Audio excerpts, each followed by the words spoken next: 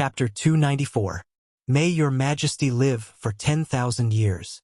After kneeling on the ground, Yiming handed over a memorial that his subordinate had just handed to him. From start to finish, he didn't dare to raise his head to look at the emperor's expression. Official E, why do you have to be so courteous? Quickly rise. Zhu Qiu was in a good mood, so his attitude toward Yiming was much more amiable than usual. But when he saw Yiming kneel on the ground, he was still shocked. The Ming dynasty was particular about ruling the world together with the scholar officials. Unless one was guilty, there was no need to kneel when meeting alone. Chief Eunuch Jining, who had also sensed that the atmosphere was not right, walked down the steps and took the memorial that Yiming had handed over to Zhu Qiu. After receiving the memorial, Zhu Qiu's expression changed a little. I wonder what memorial this is to make official E so anxious. As if to encourage himself, the memorial was opened.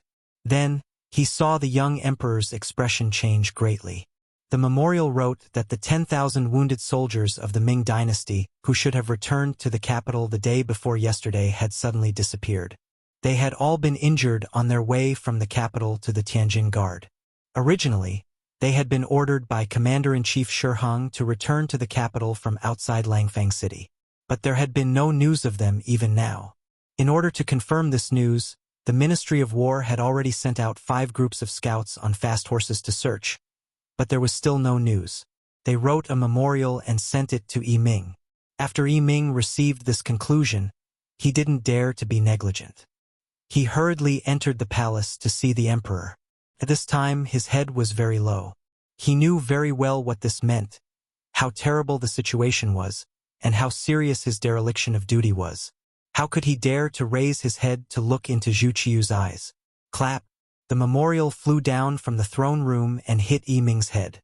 Then, Zhu Qiu's roar rang out. What the hell is going on here? 10,000 wounded soldiers, even 10,000 pigs can't have no news, right? Give us an explanation. Zhu Qiu's temper had always been good, and he rarely lost his composure in front of his subjects. But now he had no choice but to get angry. If the memorial was true, then not only had the Japanese army not disappeared, it was even approaching the capital. In other words, a second battle to defend the capital was about to begin. Her head was extremely low as she cursed Shi Heng from head to toe in her heart. If it wasn't for this person's desire for grandiose achievements, the Ministry of War wouldn't have been so careless. Now, nearly 10,000 wounded soldiers had disappeared into thin air, and the blame had fallen entirely on the Ministry of War, and on his head. Listening to the emperor's questions, Yiming wanted to raise his head several times to say something, but in the end, he didn't open his mouth. There was no way for him to explain such a thing. If he tried to explain himself, it would only make the emperor even angrier. Search, send everyone out. You must find these wounded soldiers. In addition, inform the military office of the 5 cities to increase the defense of the capital's gates to prevent any accidents. Zhu Qiu closed his eyes as he spoke. He had a bad feeling. The so-called victory of Shi Heng might not be so real, and he might have been fooled. As if he had been pardoned, Yiming repeatedly agreed and then crawled out of the hall. After he left the palace, the entire scout camp of the Ministry of War became busy. All the scouts who were still at home, and those who could still move, were sent out without exception. Not only the Ministry of War, but Yiming also ordered Jining to ask the embroidered uniform guards and the Eastern faction guards to go out and search. These people were the best at finding clues from the smallest of clues. Immediately, the Ministry of War, the Eastern faction guards, and the embroidered uniform guards all began to work. With the cooperation of the 3 parties, they soon made a new discovery in the afternoon. In a low-lying area beside the official road from the capital to Langfang, hundreds of burned corpses of Ming soldiers were found. After confirming that they were Shi Heng's subordinates, they had escorted more than 300 Japanese prisoners of war back to the capital to be presented. Unexpectedly, a portion of them had died here. Needless to say, this was done by Yang Qindong's men. His goal this time was not only to create a tense atmosphere before the war, but also to stabilize his position and influence. At the same time, He wanted to use this opportunity to provoke a war between the Great Ming and Japan. Given the Great Ming's usual behavior and the influence of their belief in Confucianism, it was more difficult than ascending to the heavens to get them to take the initiative to go to war. Yang Qindong's ambition was to let all the Han people in the world stand at the peak of the world, to let all the Han people in the world receive the greatest respect and dignity. Naturally, Japan, which was very close to him, had long been included in his plans. However, he did not know how long it would take for the cold front to take shape and have enough people and a huge fighting force. Yang Qindong, who always had the mindset of seizing every minute, thought of this method. First, he would test the Japanese and see how strong they were. At the same time, he would weaken their strength and lay a solid foundation for his future conquest. In order to achieve this goal, a group of the 300 Japanese merchants and people in the Great Ming had to be released and let them return to Japan to spread the news. Naturally, these people would not be allowed to return to the Great Ming capital as prisoners of war. This was the reason for the Battle of Robbery. Originally, he wanted to win this battle without bloodshed. At most, he would let some of the Ming soldiers suffer some light injuries and temporarily lose the ability to fight. But to his surprise, the Ming soldiers in charge of escorting the prisoners were Shi Heng's personal guards. They had actually dared to resist with all their might. Left with no other choice, Gao Xiong decided to kill them and deal with these stubborn soldiers. In the face of modern firearms, these so-called elites and personal guards were no different from paper. After cleaning up the battlefield, Gao Xiong stuffed a bow and arrow into the bullet holes in his body. Still unwilling to give up, he lit a fire to destroy the corpses. After that, Gao Xiong ordered his men to send the Japanese people to the sea. He also told them that it was the mercenaries who helped them this time. Gao Xiong would not let go of this opportunity to express his goodwill. This way, it would be much easier for him to accept Japanese warships in the future. Once this scene was discovered, the news quickly spread back to the capital. At this moment, because of Yang Bao, the ordinary people in the capital also knew that Commander-in-Chief Shi Heng had won a great victory. They were all excitedly discussing it, and their faces were filled with joy. Suddenly, the 12 gates of the capital were closed in advance, and it was announced that Japanese spies had entered the capital and needed to be rounded up. But there was no large-scale roundup. Instead, many Great Ming soldiers appeared below the city walls, and the soldiers of the 5 cities' warden's office could be seen everywhere on the streets of the capital. The atmosphere in the capital suddenly became tense. This was all because of Zhu Qiu's imperial decree. After learning that the Japanese prisoners of war had really been taken away, Zhu Qiu, who had been worried ever since he became emperor, ordered the defense of the capital to be tightened. At the same time, he ordered horses to leave the city and inform Shi Heng that once the situation in the Tianjin garrison was stabilized, he should return to the capital to take charge of the situation. Shi Heng was the commander-in-chief of the army and was in charge of military affairs. He could be considered a veteran of the battlefield. Without him, Zhu Qiu truly could not rest easy. The horses galloped through the night and arrived at the Tianjin garrison early the next morning. At this time, Shi Heng's army was preparing breakfast, and it was not yet time to open fire.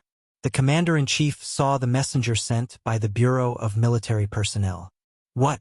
There are still remnants of the Japanese army? They might endanger the safety of the capital? Shi Heng had just put on a jacket and entered the main hall when he heard this shocking news. Yes, venerable commander-in-chief. This is His Majesty's decree. The messenger nodded and took out an imperial decree from his bosom and respectfully presented it to Shi Heng. This was not an imperial decree, but it was a letter written by Zhu Qiu himself. On it was written that the capital was in danger and that the commander-in-chief should urgently return to the capital to take charge of the defense of the city. The urgency in the tone and sincerity in the words had already molded Shi Heng into a pillar of the country. As Shi Heng read this secret letter from one of the emperor's trusted aides, his heart trembled with excitement. This was the emperor's trust and reliance. He had made a few mistakes, but the emperor had not blamed him and had even spoken with such sincerity. How could he not do his utmost? Since this was the case, there was nothing more to say. He naturally had to return to the capital. As for the defense of the Tianjin garrison, let alone the fact that it seemed stable, even if it was still unstable, he couldn't care less. What could be more important than the emperor's trust? Right now, he wanted nothing more than to grow a pair of wings and fly back. In his urgent mood, Shi Heng ordered the army to quickly eat breakfast. An hour later, the army was to assemble. 2,000 men were to remain in the Tianjin garrison, while the rest of the army was to return to the capital to rescue the emperor. Before breakfast was even ready, the order had already been given. The cooks hastily increased their firepower and managed to finish the food. Even so, many of the soldiers still hadn't eaten their fill. After just 2 bites, they set off for the Tianjin garrison, heading straight for the capital. Shi Heng was impatient. He wanted to use this matter to demonstrate his loyalty so that he could obtain the emperor's trust. However, he had neglected one thing, and that was his safety along the way. In other words, the 10,000-some Japanese army that had left the Tianjin harbor had caused Shi Heng to let down his guard. He believed that even if there were any remaining enemies, there wouldn't be too many. As a result, he had only been concerned with the speed of the army and had neglected the proper formation and defense. In order to show Zhu Qiyu his loyalty, Shi Heng had led his 3,000 cavalry ahead of the rest of the army, leaving them far behind as they headed straight for the capital. He was still thinking about how happy the emperor would be when he received the report of the battle early in the morning and was able to enter the capital in the afternoon. Everything he had done would have been worth it. Chapter 295. Shi Heng, who was supposed to be in the center of the army, had become the general of the vanguard. He had repeatedly ordered the infantry to keep up with him, making it difficult for the 30,000 ordinary soldiers. Without horses to ride, how could 2 legs be a match for 4 legs? As a result, the distance between the 2 sides grew larger and larger. Not only that, but the infantry had also grown longer and longer. Some soldiers had almost reached the corridor while others had just walked out of the Tianjin Guard. This long line of soldiers had far too many weaknesses, so many that Gao Xiong was able to quickly find several massive openings. Now that there was a loophole, it was equivalent to giving the enemy an opportunity. Gao Xiong didn't hold back anymore. Commander Gao, who had already reorganized the army, led the cold front and the auxiliary troops down from the sky. It was as if he had smacked the Ming army's head with a club. At the gates of the capital, the tense-faced minister of war Yiming, head eunuch Chen Guan of the Imperial Horse Directorate, and supervising eunuch Ru Zhu were standing on the city gates, their eyes anxiously looking into the distance. Finally, the dust began to rise, and the distant cavalry could be vaguely seen. "They're here, they're here." When Yiming saw the cavalry bearing the banner of the great Ming dynasty appear, his expression relaxed, and his entire body went limp. After an anxious night of waiting, Shi Heng's return finally came. Now he could finally let go of the burden in his heart. Even if there were any more dangerous situations, there would be someone powerful to take care of it. The 3,000 cavalry led by Shi Heng had truly arrived. Because they had charged at the very front, they had not been harassed, allowing them to safely arrive at the gates of the capital. His arrival was warmly received by the group led by Yiming. "Where is His Majesty? What's the situation in the capital?" Shi Heng anxiously asked Yiming and the others after dismounting from his horse. Yiming could naturally understand Shi Heng's impatience, so he put on an understanding expression and said, "Governor Shi, His Majesty is waiting for you in the palace. Come with me as quickly as possible." The Zhanghe Hall of the Imperial Palace. This was one of the 3 main halls of the Forbidden City and the smallest of the 3 halls of the outer court. It was located behind the Taihe Hall. The Zhanghe Hall was where the emperor rested and practiced etiquette before going to the Taihe Hall to hold the ceremony. This was the emperor's private place. Being able to receive Shi Heng here was enough to show how much he valued him. As soon as he entered the Hall of Harmony, Shi Heng dropped to his knees with a thud and shouted respectfully, "Long live the emperor! You may rise." Zhu Qiyu's face was full of joy. To be able to rush back so quickly from the Tianjin Guard, Shi Heng's loyalty was evident. With such a loyal minister and a good general as the emperor, he was able to comfort himself. Thank you, Your Majesty. Shi Hung stood up. When he raised his head to look at Zhu Qiyu, his eyes were full of concern and self-blame. As if seeing the meaning in Shi Hung's eyes, Zhu Qiyu waved his hand and said, "It's fine. We are fine, the capital is fine, and the officials are fine. Now that you're back, everything is even better. Ha ha ha." A hearty and self-satisfied laughter resounded throughout the entire Hall of Harmony. Following this laughter, a series of hurried footsteps could be heard. Looking toward the sound, it was the head eunuch of the Imperial Horse Directorate, Chun Guan. As one of the heads of the eunuchs in charge of military affairs, there was rarely good news wherever Chun Guan appeared. With Chun Guan's appearance, the smile on Zhu Qiyu's face gradually disappeared. The bad feeling in his heart grew stronger. "Your Majesty, there's an urgent report from the front line. Yang Village." In the study of the inner village, Tiger's Mane delivered a report he had just received to Yang Qindong. After opening it, Dong Shuai's laughter rang out. "Not bad, not bad. In this battle, Gao Xiong captured more than 15,000 Ming soldiers. In total, this Shi Hung has already given us half of the captives. He really is the commander-in-chief of transportation." Tiger's Mane didn't understand what a commander-in-chief of transportation was, but he was clear on one thing.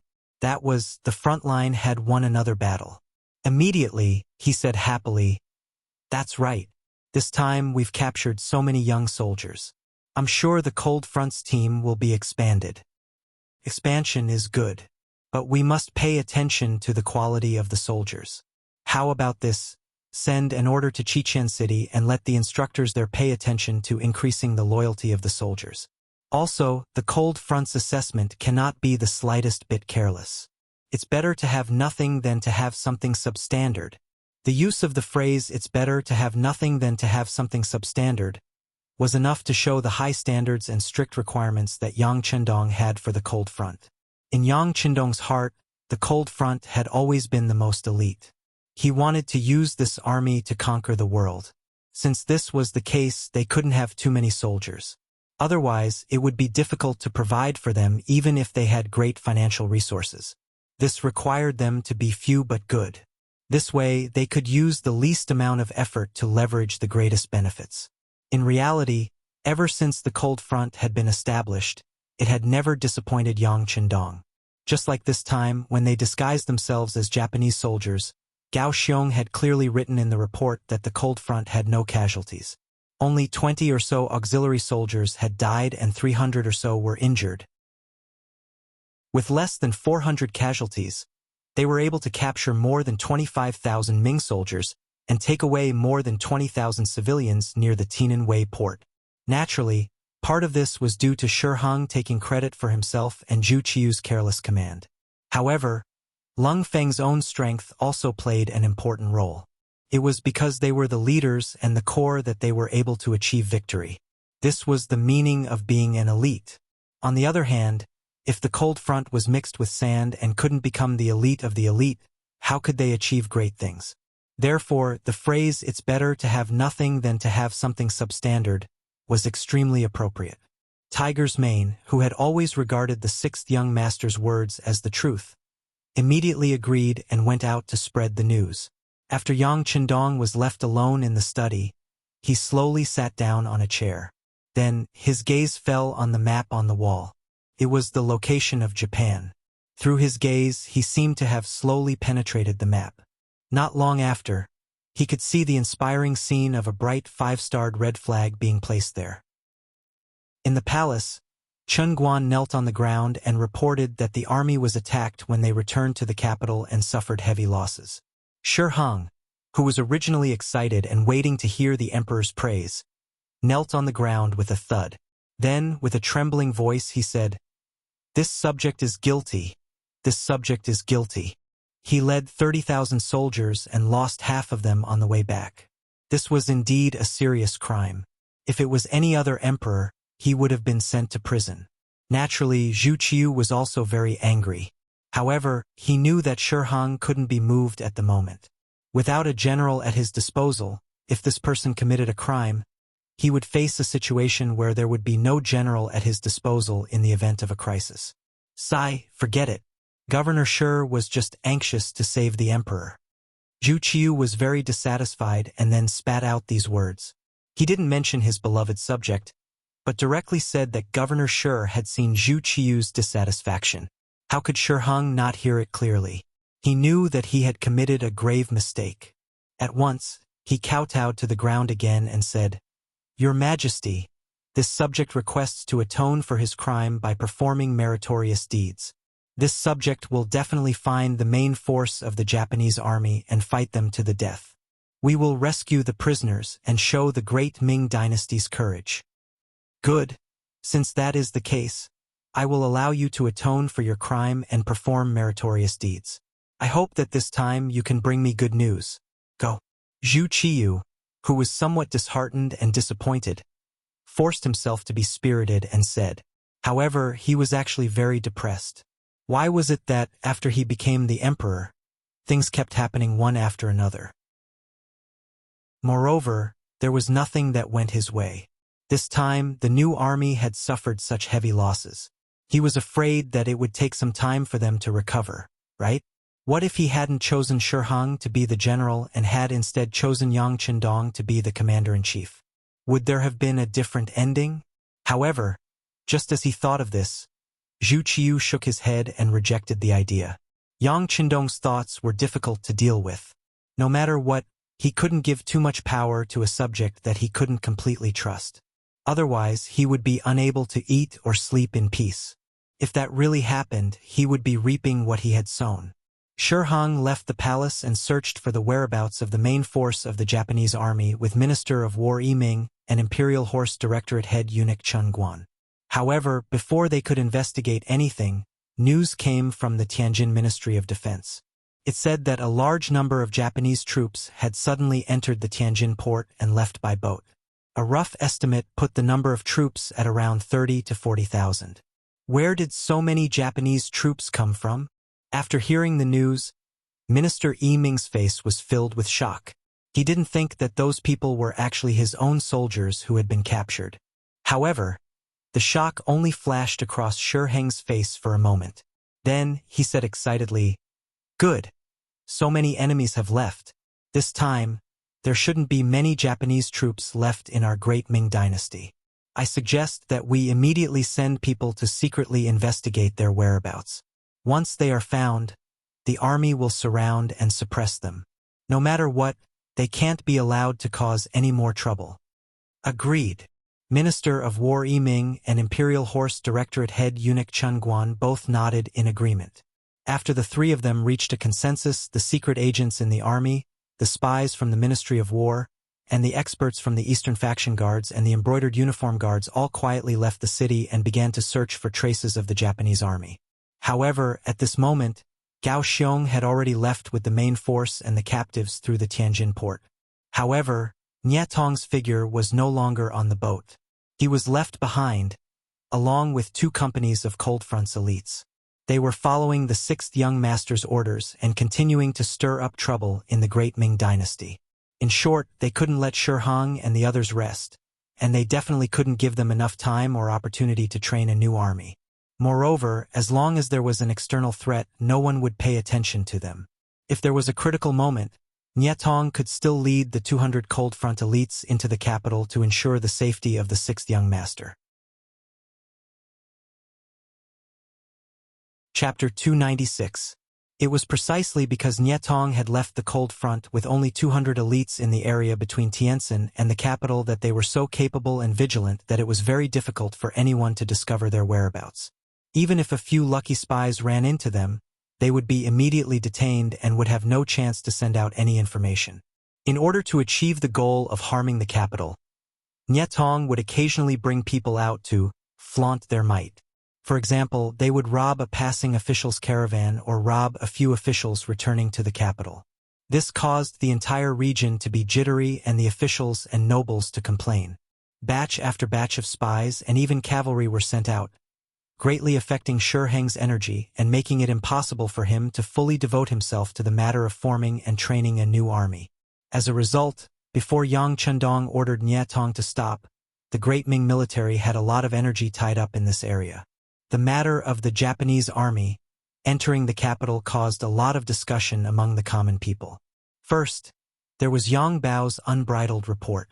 The news of the Great Ming Army's great victory was first spread out, but then there was the news of the Great Ming Army losing soldiers and generals. This clear contrast between before and after, the result of giving hope and then disappointing, caused the common people to curse. If there wasn't any good news from the start, the common people wouldn't have such a big opinion. After all, if there was no hope, there would naturally be no disappointment. But now, the incompetence of the army was vividly displayed, so it was no wonder that the common people would have opinions. And the direct result of this opinion was that there were fewer and fewer able-bodied men volunteering to join the army.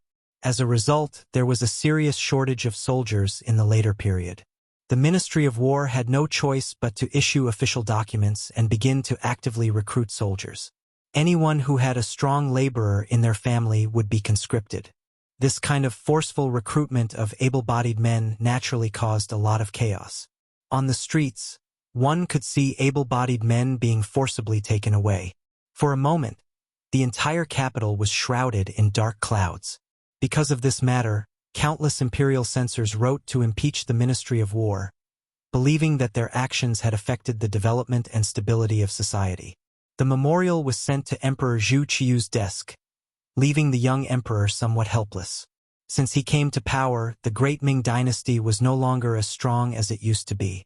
After successive defeats, the hereditary military families were unable to provide fresh blood in a short period of time. It was inevitable that ordinary people would be recruited into the army. Fortunately, with Yang Qindong's reputation as the god of war, many people signed up to join the army. Many of the ambitious scholars also threw away their brushes and joined the army. The situation seemed to be good, but after Shi Heng's defeat this time, only half of the 50,000 men he had brought out of the city returned. For this reason, many clans had been shattered, and many families had to send off their black hair. In the capital, 1 or 2 of the 100 households had white cloth hanging from their robes. Such a tragic scene naturally caused the enthusiasm of the soldiers to decrease greatly. In order to ensure the stability of the soldiers, and to ensure the safety of the capital and the imperial power, the people below could not recruit by force. Zhu Qiu was very clear about this matter. Shi Heng had even specially reported this matter to the Minister of War, Yi Ming, and mentioned some of the subsequent plans, some of which were to his liking. As a result, Zhu Qiu naturally ignored the memorials from the imperial censors and threw them all to the side. The incident of the Japanese army had caused the situation in the capital to become turbulent, and the people were divided. Yang Qindong had played this move brilliantly. While the people in the capital were talking about it and mourning, the Duke of Loyalty had set his eyes on the southern part of the Great Ming dynasty, Guangdong. Based on the knowledge obtained from the history books, the chaos in Guangdong was brewing. The Security Bureau had already sent people there, and the news they sent back was that the King of Shunping was preparing for an uprising. This was one of Yang Qindong's advantages. He was able to know what historical event was going to happen in advance. Fortunately, the heavens were not unkind to him, and many things did not change. Since he knew about this news in advance, he should have made preparations. This was an opportunity for him. The streets of the capital had been in chaos recently. For the sake of the soldiers, the Ministry of War and the military office of the 5 cities did not have any leaders. All the young men of the right age and without any family resources were targeted. They were often taken away on the street and sent to the barracks. More and more people were crying out for justice in front of the Supreme Court. They were all women who had lost their sons and husbands. However, no matter how miserable the situation was, it was difficult to change the fact that the men in their families were taken away. There were policies at the top and countermeasures at the bottom. More and more people chose to hide. They either hid the men in their families, and every day the women would come out to buy rice and noodles, or they thought of ways to send the men out of the city to prevent the soldiers from breaking in at any time. In this way, it also helped some influential people with power and background. There was a need for strong male servants to guard the courtyard, and there was a need for strong male servants to work in the business. In the past, These jobs that didn't pay much were usually done by people over the age of 30. But now they had all become popular goods. Even if the pay was very little, there would still be many people who would fill the gap. The Ming dynasty's corruption was evident from this. In the Great Ming Dynasty, there were always some people who had special privileges. For example, there were noble young masters who came from good families, or there were merchants who relied on powerful families and had good family resources, or there were scholars who passed the county-level examinations. Often, these people were either rich or famous, and the soldiers were not willing to offend them. It was precisely because of their status that they naturally became a privileged class. This conscription event had also allowed them to obtain countless benefits.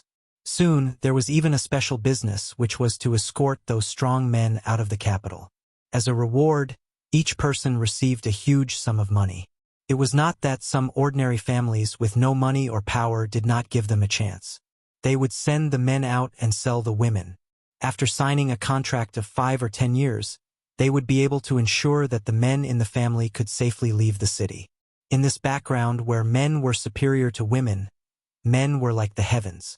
It seemed that as long as they existed, the family would still exist, and it would be filled with hope. As a result, more and more women sold themselves. There were even some who directly sold their daughters, regardless of how naive they were. They should have been at a carefree age. This chaotic scene made the lives of the people of the capital extremely cheap for a time. Even ordinary households who couldn't afford to buy a servant girl could buy one or two at a low price, so that they could enjoy being the master of the household and take on the airs of a master. Outside the Yang family manor, a carriage drove back, followed by a squad of mercenaries wearing camouflage uniforms. But compared to before, there were a few girls who were only 12 or 13 years old or younger in the group. They all had tears in their eyes, and their faces were full of grievances and reluctance, as if they had just experienced some hardships. Even their eyes were less lively and more lethargic. "Hello, Madame Shui." Lung Feng, who was guarding the outer courtyard of the Yang family manor, saw that the third madam had returned and hurriedly saluted. Then he looked curiously at the 6 or 7 little girls in the group, puzzled and puzzled. Soon, the carriage arrived at the inner courtyard. As soon as the carriage stopped, Xiao Yuxue, who was dressed in snow white, hurried out of the carriage and asked Lung Feng, who was guarding here, "Where are the first madam and the second madam?" "Third madam, they are watching fish in the backyard," Lung Feng replied in a respectful tone. As soon as he finished speaking, Madame Shui floated past him like a gust of wind. It seemed that she knew some kind of lightness skill that allowed her to fly on water. In the pond in the backyard, bright red koi fish were swimming at the bottom of the pond. Their every move could be seen through the clear water of the pond. When 2 koi fish met, they would make a small splash, which made Hu Yen and Xiao Yin, who were watching from the side, exclaim in joy. Spring was about to pass and summer was coming. The weather was gradually getting hotter.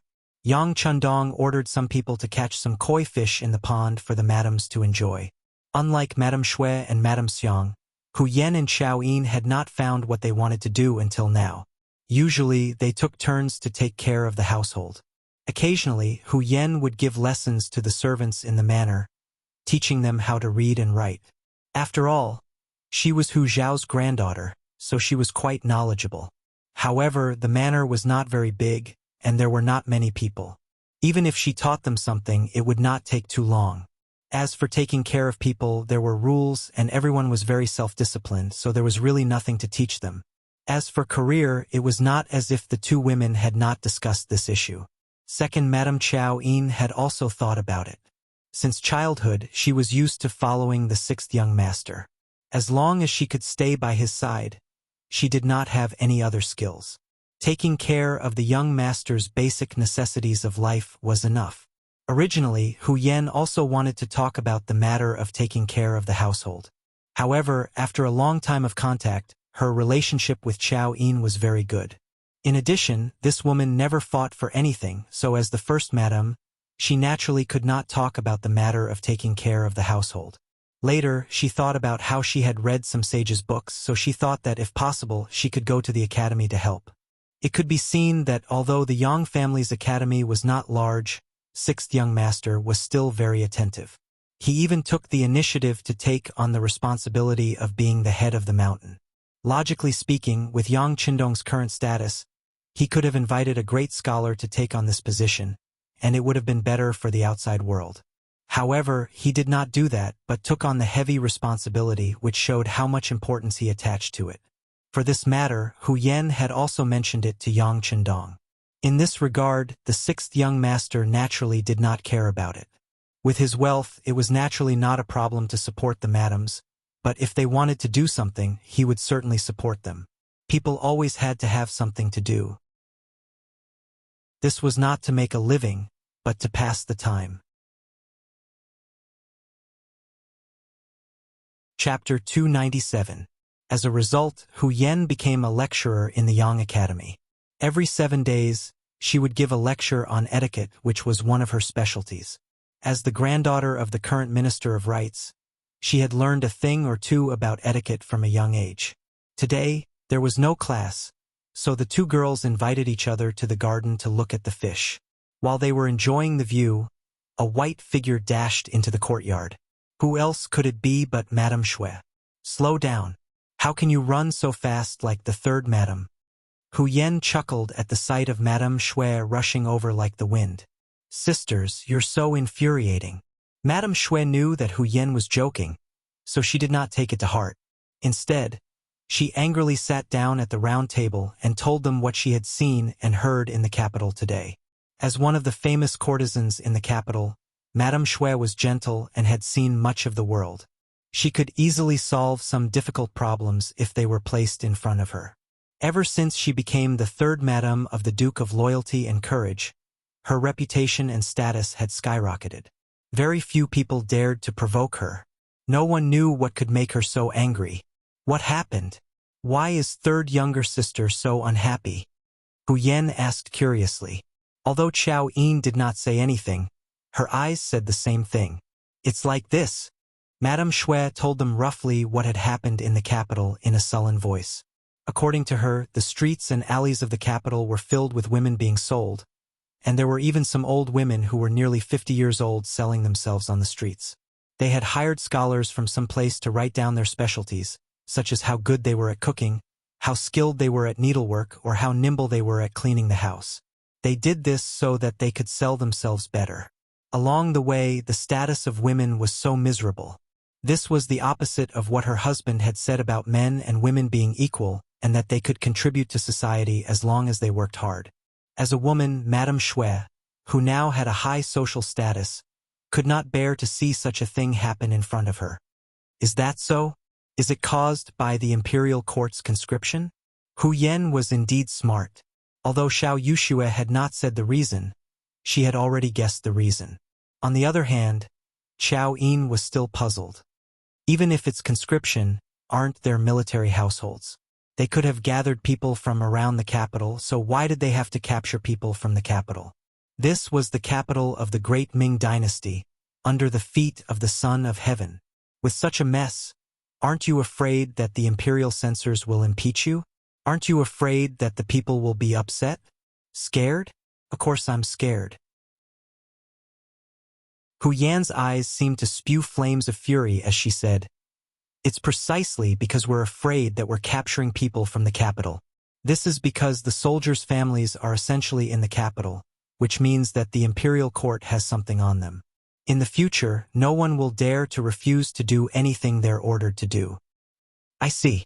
Understanding the reason, Chao Yin nodded lightly, but soon after, she said somewhat indignantly, But threatening someone like this is the conduct of a gentleman. Aren't you afraid that the greater the pressure, the greater the backlash? My husband often says that the one who wins the hearts of the people will win the world. If we continue to do so, we will eventually lose the hearts of the people. Gentlemen? How could there be a gentleman in the court? Otherwise, why wouldn't my husband be willing to go to court and coexist with those officials? Some people always talk about righteousness, benevolence, righteousness, and morality, but they always do things that are beneficial to themselves first. Madame Snow also interjected angrily. Then, she suddenly thought of something and hurriedly looked apologetically at Hu Yan.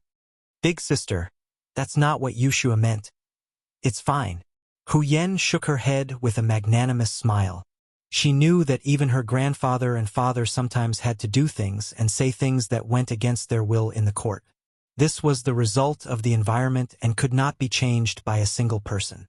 As if Madame Shui's criticism of those officials had implicated first Madame Hu Yen, the atmosphere in the rear garden became rather awkward. Sensing this, Qiao Yin hurriedly interjected. That's right. Since there are so many women selling themselves, have any of them been sold? Of course. Now that they were on the topic of business, Madame Shui regained her earlier excitement and continued. With so many people selling themselves, the price naturally became very low. Some of them were sold. But comparatively speaking, there are still many more who haven't been sold. I discussed it with fourth sister, Madame Xiang, and the immortal abode accepted 50, but it was still a drop in the bucket. On my way back to the manor, I couldn't help but accept 7 more women. I've already brought them to the manor. Please punish me for making such a decision without permission. Madame Shui sincerely expressed her apologies. This wasn't because of his status that she was afraid of. In fact, it was out of respect. You've done well. There's no need to punish you. In my opinion, the number of people recruited is still too small. Should be more. After Hu Yen heard this, she didn't have the slightest intention of blaming him. On the contrary, she spoke with a supportive attitude. That's right. Big sister and third sister are right. We should do more good deeds like this. Since we have the ability, we should save 1 more person. So be it. Even if the young master finds out, he won't blame us. Qiao Yin nodded in agreement. She'd been with Yang Chendong the longest, so she naturally knew what could be done more, and what couldn't be done. Just as she said this, outside the back garden, Hu Yan's personal maid, Xiao Qing, hurriedly arrived. She first came to greet the 3 madams one by one, then said, 7th sister has returned, and with her, there are 10 girls around 10 years old. Each of them is very delicate and pitiful. It looks like 7th sister has also shown some kindness. Since that's the case, what are we waiting for? Let's hurry and save them. When Hu Yen heard that even Yang Duo had done this, how could they, who had been idle all this time, endure any longer? She immediately suggested this. Okay. As the initiator, Madame Shui naturally raised her hands in agreement. However, second Madame Qiao Yin, who was used to listening to Yang Chendong, said hesitantly, but the young master is still teaching in the academy. Shouldn't we inform him first? Second sister also said that 6th brother is teaching. How can we disturb him at will? It's better to do it first.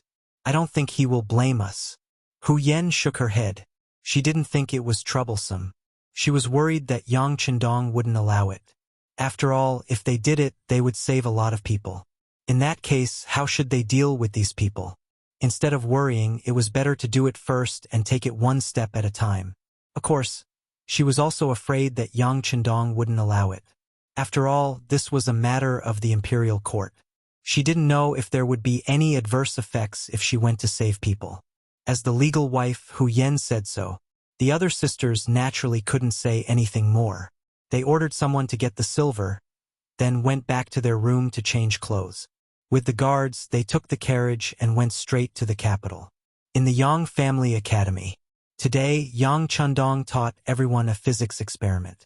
A lot of experimental equipment had been prepared before. This brand new course gave everyone a refreshing feeling. Every student was full of interest, so much so that many people asked him all kinds of questions during lunch. He was so busy until the evening. When it was time to light the lamps, Yang Chendong dragged his slightly tired body back to the manor. As soon as he entered the manor, he saw all women. There were young women who were 3 or 4 years old, and there were even older women who were more than 50 years old. Of course, there were more women between the ages of 10 and 30. At a rough glance, there were at least 500 people, and this was only in the outer courtyard. It was not clear whether there were other places. What's going on? He tilted his head slightly and asked Beta Persei, who was following and protecting him. Beta Persei was tall and powerful, and his attacks were ruthless. Sometimes even Tiger's mane was on par with him. It was just that his martial arts were extraordinary, and when he spoke, he wasn't very powerful. When he was asked by the sixth young master, he huffed for a long time and couldn't say anything. Call Tiger's mane over. Yang Chundong didn't get an answer from Beta Persei, so he thought of the nimble Tiger's mane. Tiger's mane was called away by the first madam. This time, Beta Persei's answer was straightforward. Oh! Yang Chundong lightly nodded. Tiger's mane was someone by his side, and usually he didn't listen to him. Usually, even if Hu Yen had something to do, he wouldn't be called. But now that he was being used, it was enough to prove that things must be too busy. Even so, Yang Chundong didn't ask any more questions and went straight to the inner courtyard. He wanted to see for himself what Hu Yen was doing. Also, where did these women come from? What were they going to do? In the inner courtyard of the Yang family manor, Hu Yen took a sip of tea and after slightly quenching her thirst, she continued to speak to Tiger's mane. I'll leave the arrangements for these people to you. When my husband asks, I'll tell him. What are you talking about? Yang Chundong just walked in at this time and immediately asked in a loud voice, Young master. Hearing Yang Chundong's voice from behind, Tiger's mane quickly turned around and bowed respectfully. In response, Yang Chundong waved his sleeves and said, What's the hurry? This. Tiger's mane didn't know how to answer in front of Hu Yen, so he hesitated. However, the first Madame Hu Yen, second Madame Chao Yin, third Madame Shui, and seventh Madame Yang Duo all stood up at the same time. Hu Yen took the lead to answer, Sixth young master. I'm instructing Tiger's mane to settle the women I bought. Women you bought? Yang Chundong repeated with some confusion. Yes, the situation is like this. In the following time, Hu Yen roughly explained the situation in the capital. In the end, she mentioned that she, several sisters, and seventh Madame Yang Duo couldn't bear it and bought 800 women.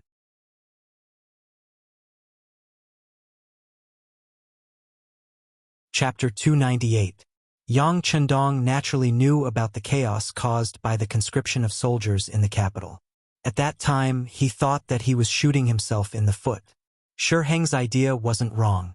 Using the able-bodied men of the capital with their families would naturally guarantee their loyalty. It was also because of this that Zhu Qiu allowed the conscription of soldiers. However, they didn't think that there were pros and cons to this. Didn't they know that a forcefully picked melon wasn't sweet? Wouldn't such a forceful act of breaking up families incur a backlash of anger? Besides, with the Great Ming's culture of emphasizing culture and suppressing military force, how much could the salary of the soldiers be? If the able-bodied men joined the army, did they consider how the women in their families would live? If the women lost their livelihood and starved, how could they serve their masters wholeheartedly? How could there not be chaos? This was clearly Shi Heng's short-sightedness, and he would eventually pay the price for it. However, he didn't expect that the women would sell themselves as slaves or maids. He also didn't expect that the madams would suddenly make a move. In just a day, they had bought 800 men.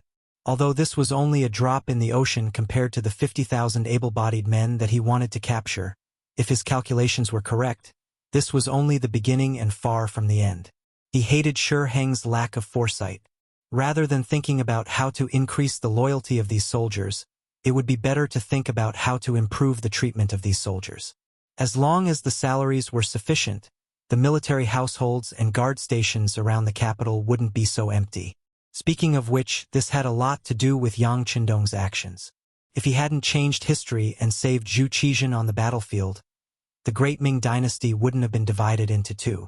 Even if those soldiers didn't want to do anything, they wouldn't know where to escape to.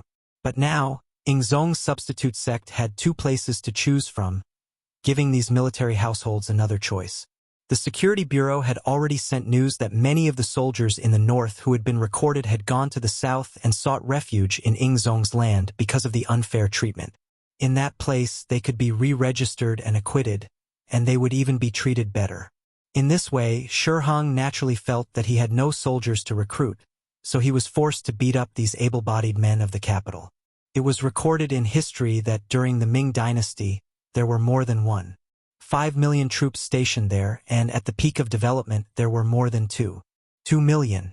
From this, it could be seen that the military system was still very complete. This also made it so that the Great Ming Dynasty did not have to worry too much about military resources.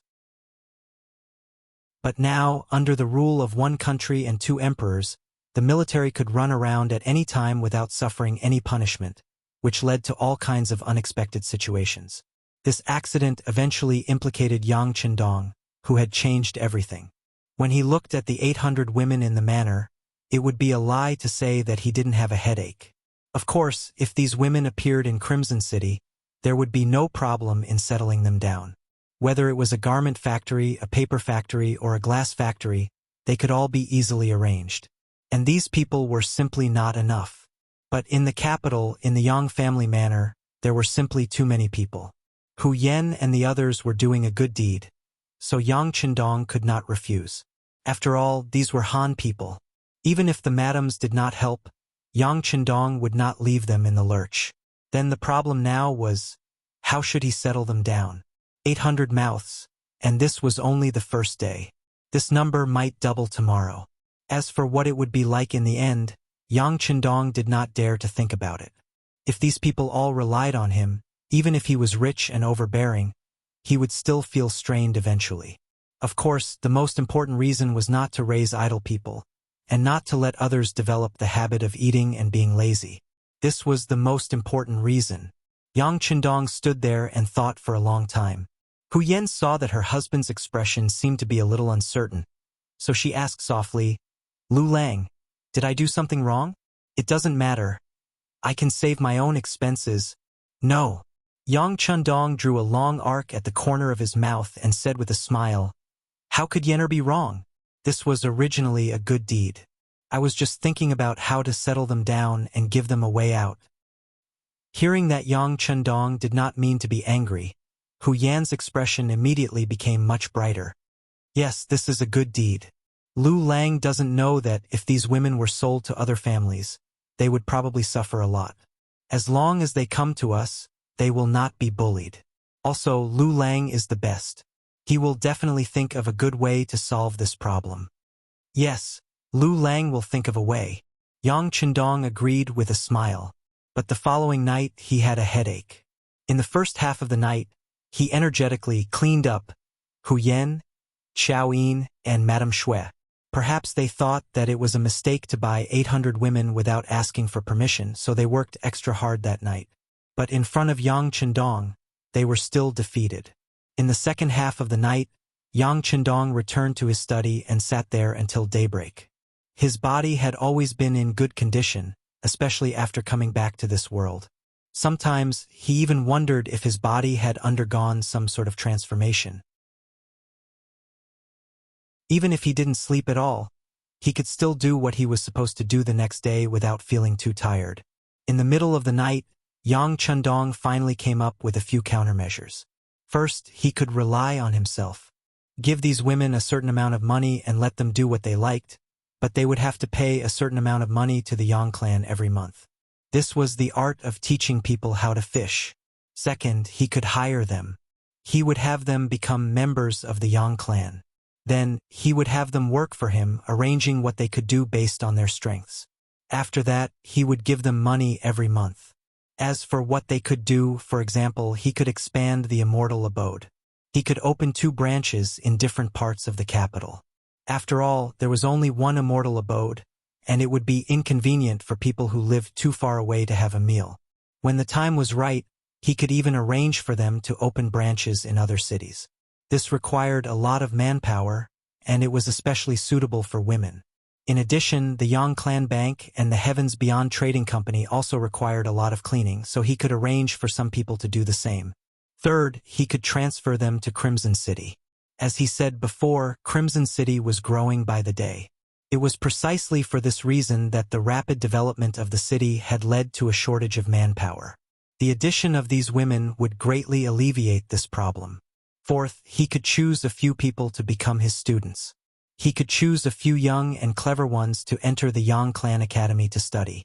As the Yang Clan grew stronger and stronger, it would naturally require more and more professionals. While he still had some free time, he could teach a few more students. Even if he didn't have the time, he could have his students teach him.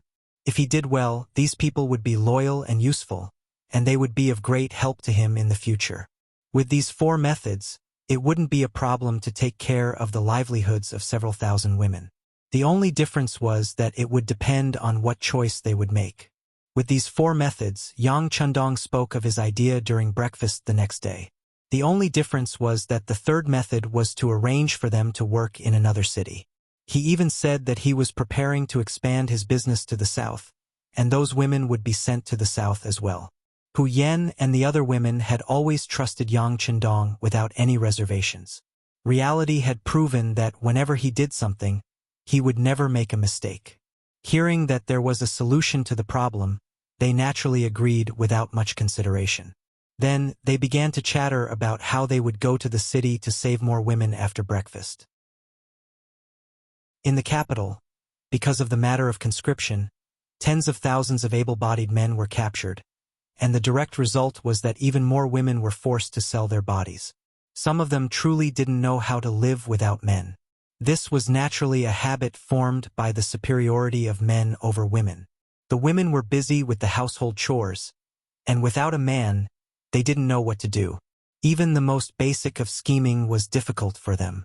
There were also some who originally had some ability, and their men had not been captured. They had sacrificed themselves for several years, perhaps even longer, just so that they could sell a few taels of silver so that their husbands could leave the capital with enough money for their travels. But no matter what the reason was, on both sides of the street, there were women selling their bodies. This scene was seen clearly by the officials participating in the morning court session. The soft-hearted side, the hard-hearted turned a blind eye, and there were also some righteous people who thought about how to express their views on this matter in the morning court session, to see if they could persuade the emperor not to conscript soldiers in the capital. But no matter what they thought, there weren't many officials who truly wanted to resolve this matter. Firstly, their conditions were limited. Even if they wanted to help, they couldn't help too many people. Secondly, no one wanted to be the first to stand out. Many of their colleagues and officials didn't help. If you acted first, it would show that you were capable. This was the easiest way to make others feel annoyed, and it was very likely that you would be isolated and ostracized. And the more there was no one to help, the more unusual the actions of Hu Yan and the other women were. Yesterday, when these women wanted to save a few more people, they also made some selections, such as good-looking, young, and healthy. But today, they simply pointed at a large group. For example, they recruited all the people on this street, and there were hundreds of them at once. Hu Yan and the others didn't even blink their eyes. In the imperial court, as Zhu Qiyu sat on the dragon throne that showed the dignity of the emperor, a day's court session began. The first to report was naturally the commander-in-chief, Shi Heng, the Marquis of Wuxia. He first reported to the emperor about the recent situation of the recruitment, saying that everything was going well. Then, the Minister of War, Yi Ming, stood up, saying that the new recruits had been registered, and there were some good seedlings, healthy, young, and strong soldiers, and so on. He also said that if everything went well, the army could be basically formed in a year or 3 months for the emperor to use. Chapter 299. Hearing this, Zhu Qiyu's face lit up with joy. Although the great Ming dynasty emphasized culture and suppressed military might had always been indispensable. In other words, with enough military power, he, the emperor, would have more confidence when he spoke. After reporting the important matters, some censors stepped forward to impeach Shi Heng. The general idea was that the conscription of soldiers in the capital had caused the people to suffer, that women who could not survive could be seen on the streets, and that it was true that families were broken and people were dead. 2 censors stepped forward one after another. Their expressions were solemn, and they even looked like they were going to reprimand Wang Chong to death. Since ancient times, it was a glorious thing for civil officials to die because of reprimands, and for military officials to die in battle, as if they could leave their names in history. The moment the censors stepped forward, Zhu Qiyu's face was filled with displeasure. He even glanced at censor of the right, Chen Yi, more than once. In response, this official in charge of the censorate lowered his head. Who didn't know that the imperial censor only had the right to hear rumors and speak. Furthermore, what he said was true and what he saw with his own eyes. How could he stop the imperial censor? The two censors were still speaking aggressively. The general idea was that if this continued, the capital would fall into chaos, and the people would be in an uproar. This would be detrimental to the country, and so on. Those who wanted to do great things did not care about trifles. Zhu Qiu reminded himself like this. In order to have a strong and reliable army in a short period of time, what did it matter if he sacrificed a few families? Once he had enough strength, defeated his imperial brother Zhu Qizhen, and reunited the great Ming dynasty, who would care about what he had done? They would probably all sing his praises. Have you found the main force of the Japanese army stranded between the capital and the Tianjin Guard? Ignoring the two censors' advice, Zhu Qiu changed the topic and asked about other matters. Since Zhu Qiu had privately approved of it, the censors' words were naturally useless. Compared to the officials in the imperial court arguing and even acting, the methods of Hu Yan and the other women were much more effective. In just one morning, 1,200 women of different ages were sent to the Yang village, which was 15 li south of the city. News of this matter spread through the capital like a gust of wind, to every corner of the capital. For a moment there were all kinds of comments. However, it was clear that there were more praises. Many people said that the Duke of Loyalty and Courage was the reincarnation of Buddha, who had come to deliver all living beings from torment.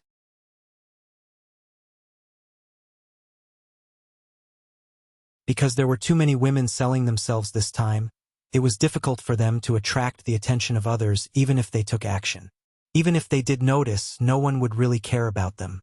After all, if these women were not digested through various methods, it was likely that they would starve to death. But their mistake was that they actually dared to snatch the women from Second Madame Chao Yin. Old Mountain Street. Like its name, it was an old street that had existed for several hundred years. But because of its long history, the layout of this place was rather messy. There were houses built everywhere. Over time, it became a symbol of filth and disarray. The rich gradually moved away, leaving behind some poor people. Because of the poverty, the two sides of the street became a place for women to sell themselves. They squatted neatly on both sides of the street, waiting for a suitable future master to appear. When Xiao Yin heard the news, she brought her people here. When she saw that there were at least 300 women waiting to be sold, how could she be polite? She waved her hand and said that she was selling them all. She had them come to her place to register. Then, she gave them the money and signed the contract to sell themselves. This was already the third time Xiao Yin had done this. She had done it twice in the morning and saved over 200 women. This time, there were slightly more people, so it was likely that this would be the last transaction for the day. The 300 people lined up one by one. It was not that fast, but it was still possible to complete the transaction in an afternoon. But just as these women were lining up, a group of fiendish men suddenly appeared behind them. It was only the weather of May. All of them were topless, holding swords, spears, clubs, and other weapons that could kill people as they walked over in such a brazen manner. It's people from Black Well Street. As soon as they appeared, a woman who was familiar with the situation cried out in alarm and quickly ran towards Xiao Yin. The originally orderly formation instantly became chaotic. What's going on? Xiao Yin's beautiful eyes narrowed when she saw that the originally orderly line had suddenly become so chaotic. The leader of the guards accompanying them was Yang Wu. When the people on the other side appeared, a member of the security bureau approached and said something to him. He strode over to Xiao Yin and said, "Second Madam, the people on the other side are the bullies of Blackwell Street. Their leader is called Qi Lu. He's vicious and merciless. You should return to the sedan and avoid him. Leave this place to us. Don't cause trouble." Xiao Yi knew how powerful Yang Wu and the others were. She wasn't afraid of the people on the other side, but she didn't want to cause trouble for the young master. Yang Wu understands. At that moment, Xiao Yin returned to the sedan accompanied by a few maids. Yang Wu left 4 cold-blade guards behind to protect her, while he led the other 6 guards to welcome Qi Lu. Qi Lu Kang was tall and sturdy, with a fierce expression on his face. He held a demon-headed blade in his hand. The blade was heavy and the back of the blade was pressed against his exposed shoulder. He looked fierce and fiendish, revealing a mouthful of large black teeth. He walked over with large strides and stopped 10 steps away from Yang Wu. Yang Wu and the 6 men from Lungfeng also came to a stop. They first sized up the other party, then cupped their fists and said, "I am Yang Wu from the Yang family manor. Are you 3rd Master Qi? I've heard so much about you." After Yang family manor's name was announced, Qi Lu's gaze didn't change much. His gaze was still condescending. "Heh, since you know my name, you still dare to appear here. It shows that you have some guts. Yang family manor, right? It's the land of the Duke of Loyalty and Courage. Fine, since that's the case, I won't bicker with you about your impudence. How about this, you can quickly leave." Qi Lu pointed his right index finger at Yang Wu and the others. After saying this, he laughed heartily. The dozen or so brothers beside him also laughed heartily. In this situation, there was no doubt that he was a bad person. If it was anyone else, it would be hard for them not to be afraid when they saw this scene. However, when it came to Yang Wu, who was accompanied by 6 Lungfeng elites, such a small scene was nothing in his eyes. Seeing that Qi Lu was still laughing heartily, Yang Wu stretched his back and said with an indifferent expression, "Since you know who we are, you still want to leave? You want us to leave? Isn't that embarrassing?" "You!" Yang Wu originally thought that he had already left some face for the other party, but who knew that the other party would refuse a toast? Qi Lu had heard of the name of the Duke of Loyalty and Courage. However, he wasn't in the capital at that time. After more than a year, when he came back, he heard about the East Marshal and the Duke of Loyalty and Courage. A duke was indeed scary, but to people like them who lived on the edge of a blade every day, there was no tomorrow. Generally, there was nothing that could scare them. Not to mention, those who had a duke title in his eyes were usually people who had made some contributions but were outside of his authority. Thus, he didn't put them in his eyes.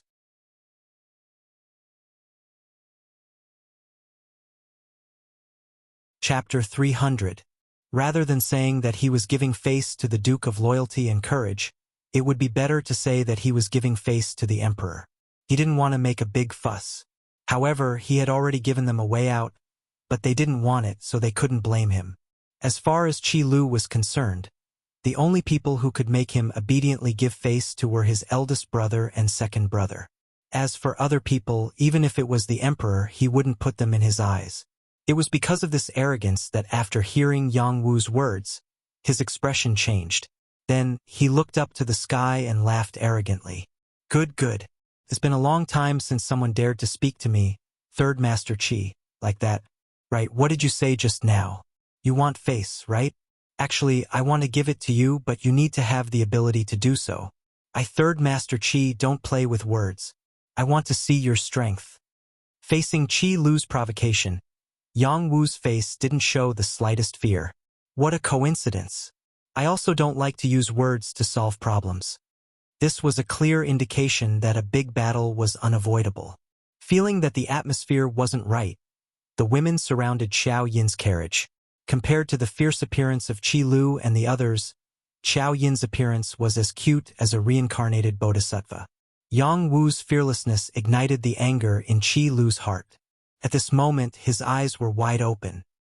His left hand, which had been idle all this time, casually waved. The dozen or so subordinates behind him shouted in unison and followed his footsteps, pressing forward step by step. Song Lang. Yang Wu immediately pulled out the tri-edged bayonet from his waist. At the same time, his left hand lightly flipped and a flame suddenly soared into the sky. That was the firework he always carried with him. Once something happened, it would soar into the sky. When the nearby Lungfeng heard the news, he would immediately send reinforcements. The 6th young master had said this more than once. Although everyone only had one life, the lives of the people around him were more precious than others. Thus, if he could avoid danger, then he shouldn't. As for things like capsizing in a ditch, that was even more unlikely to happen. If it was only himself, Yang Wu might not have sounded the alarm so early. However, behind him was second Madam. Even if it wasn't for himself, he had to be more careful for Madam. When the fireworks were released, The coldness in Qi Lu's eyes intensified. He could tell that the other party was asking for help, but this could also prove that it was a sign of fear. Not to mention, he was confident that he could defeat the 7 people in front of him within a few moves. The dozen or so people who came with them were all criminals with murder cases on their backs. How could they be scared by a few servants and soldiers? A cold smile flashed across his face as the ghost head blade on his shoulder appeared in his right hand. Following that, Qi Lu ran forward at lightning speed, leaving behind footprints in his footsteps. Along with the rise and fall of his huge body, it seemed that every time his feet landed on the ground, there would be a loud thud. Qi Lu moved, and Yang Wu also brandished his tri-edged bayonet, which was shining with a cold light, and rushed forward. At this moment, the 6 Lung Feng elites behind him also pulled out their triangular bayonets and did the same. The 2 groups of people were like 2 whirlwinds that rapidly approached each other, stirring up clouds of dust on the sandy ground. Then, the 2 sides collided like 2 mad bulls. The sound of weapons clashing could be heard. In the sedan, Xiao Yin's expression was somewhat nervous. She was the one who understood young master's strength the most among the girls. She had even seen the young master's elegant demeanor when he defeated Walla's army from the tower. However, it was the first time she saw a real battle with real swords and real spears. In the end, she was a woman. Fear was inevitable. The more afraid she was, the more she wanted to see what was going on. However, because of the dust, everything became unknown. 30 breaths of time passed. A minute passed. At this moment, the sound of someone falling to the ground could be heard. 2 minutes passed.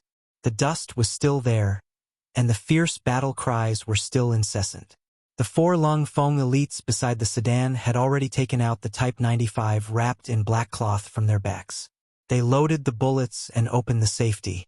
They knew clearly that, with their brother's strength, if they couldn't finish off the opponent in 2 minutes, it was enough to prove that the enemy was strong. Since it was a strong enemy, they naturally had to prepare for the worst. 3 minutes passed. 5 minutes passed. Finally, some figures retreated from the dust. At a closer look, there were exactly 7 figures that retreated. Yang Wu and the others retreated. Looking at the background behind them, they still looked like they would not fall. This also caused the prostitutes to cheer. However, the 4 Lung Feng elites guarding the sedan could clearly see that Yang Wu and the others were panting heavily. Their bodies were also shaking up and down rapidly. It was obvious that it was a fierce battle just now. As time passed, the dust finally settled. Looking at the battlefield, not even a third of the opponents were able to stand. Only Qi Lu and 3 big men didn't fall. Even so, the 4 of them were covered in blood. Their breaths were heavy, and they looked like they had exhausted all their strength. Their leader, Qi Lu, had a 2-centimeter bloody hole on his left arm. Blood was flowing out from it. However, this person stared at Yang Wu as if he didn't see it. The corner of his mouth twitched a few times before he spat out a sentence. "Kid, you're not bad, but I hope you can preserve your life. Third Master Qi will come for you." After leaving these words behind, Qi Lu turned around and left. He didn't have the slightest bit of reluctance. He didn't even look at the dozen or so corpses on the ground. Seeing that Qi Lu was about to leave, the 4 Lung Feng elites behind him who had already loaded their guns asked in unison, "Fifth brother, do you need us to kill him?" "No need. His skills are not bad. It would be a pity to kill him like this. This kind of person should be a good whetstone." Yang Wu raised his left hand and made a gesture to stop shooting. His body moved slightly and then his left leg half knelt on the ground. The other 6 Lung Feng elites quickly rushed over and protected Yang Wu in the middle. Each of them asked anxiously, "Fifth brother, are you all right?" The opponent is too tough. I was careless." After saying this, Yang Wu's body continued to lean backward. It was also at this time that everyone saw that the wound on his body was not only the one on his left leg. There was also a huge knife wound on his chest.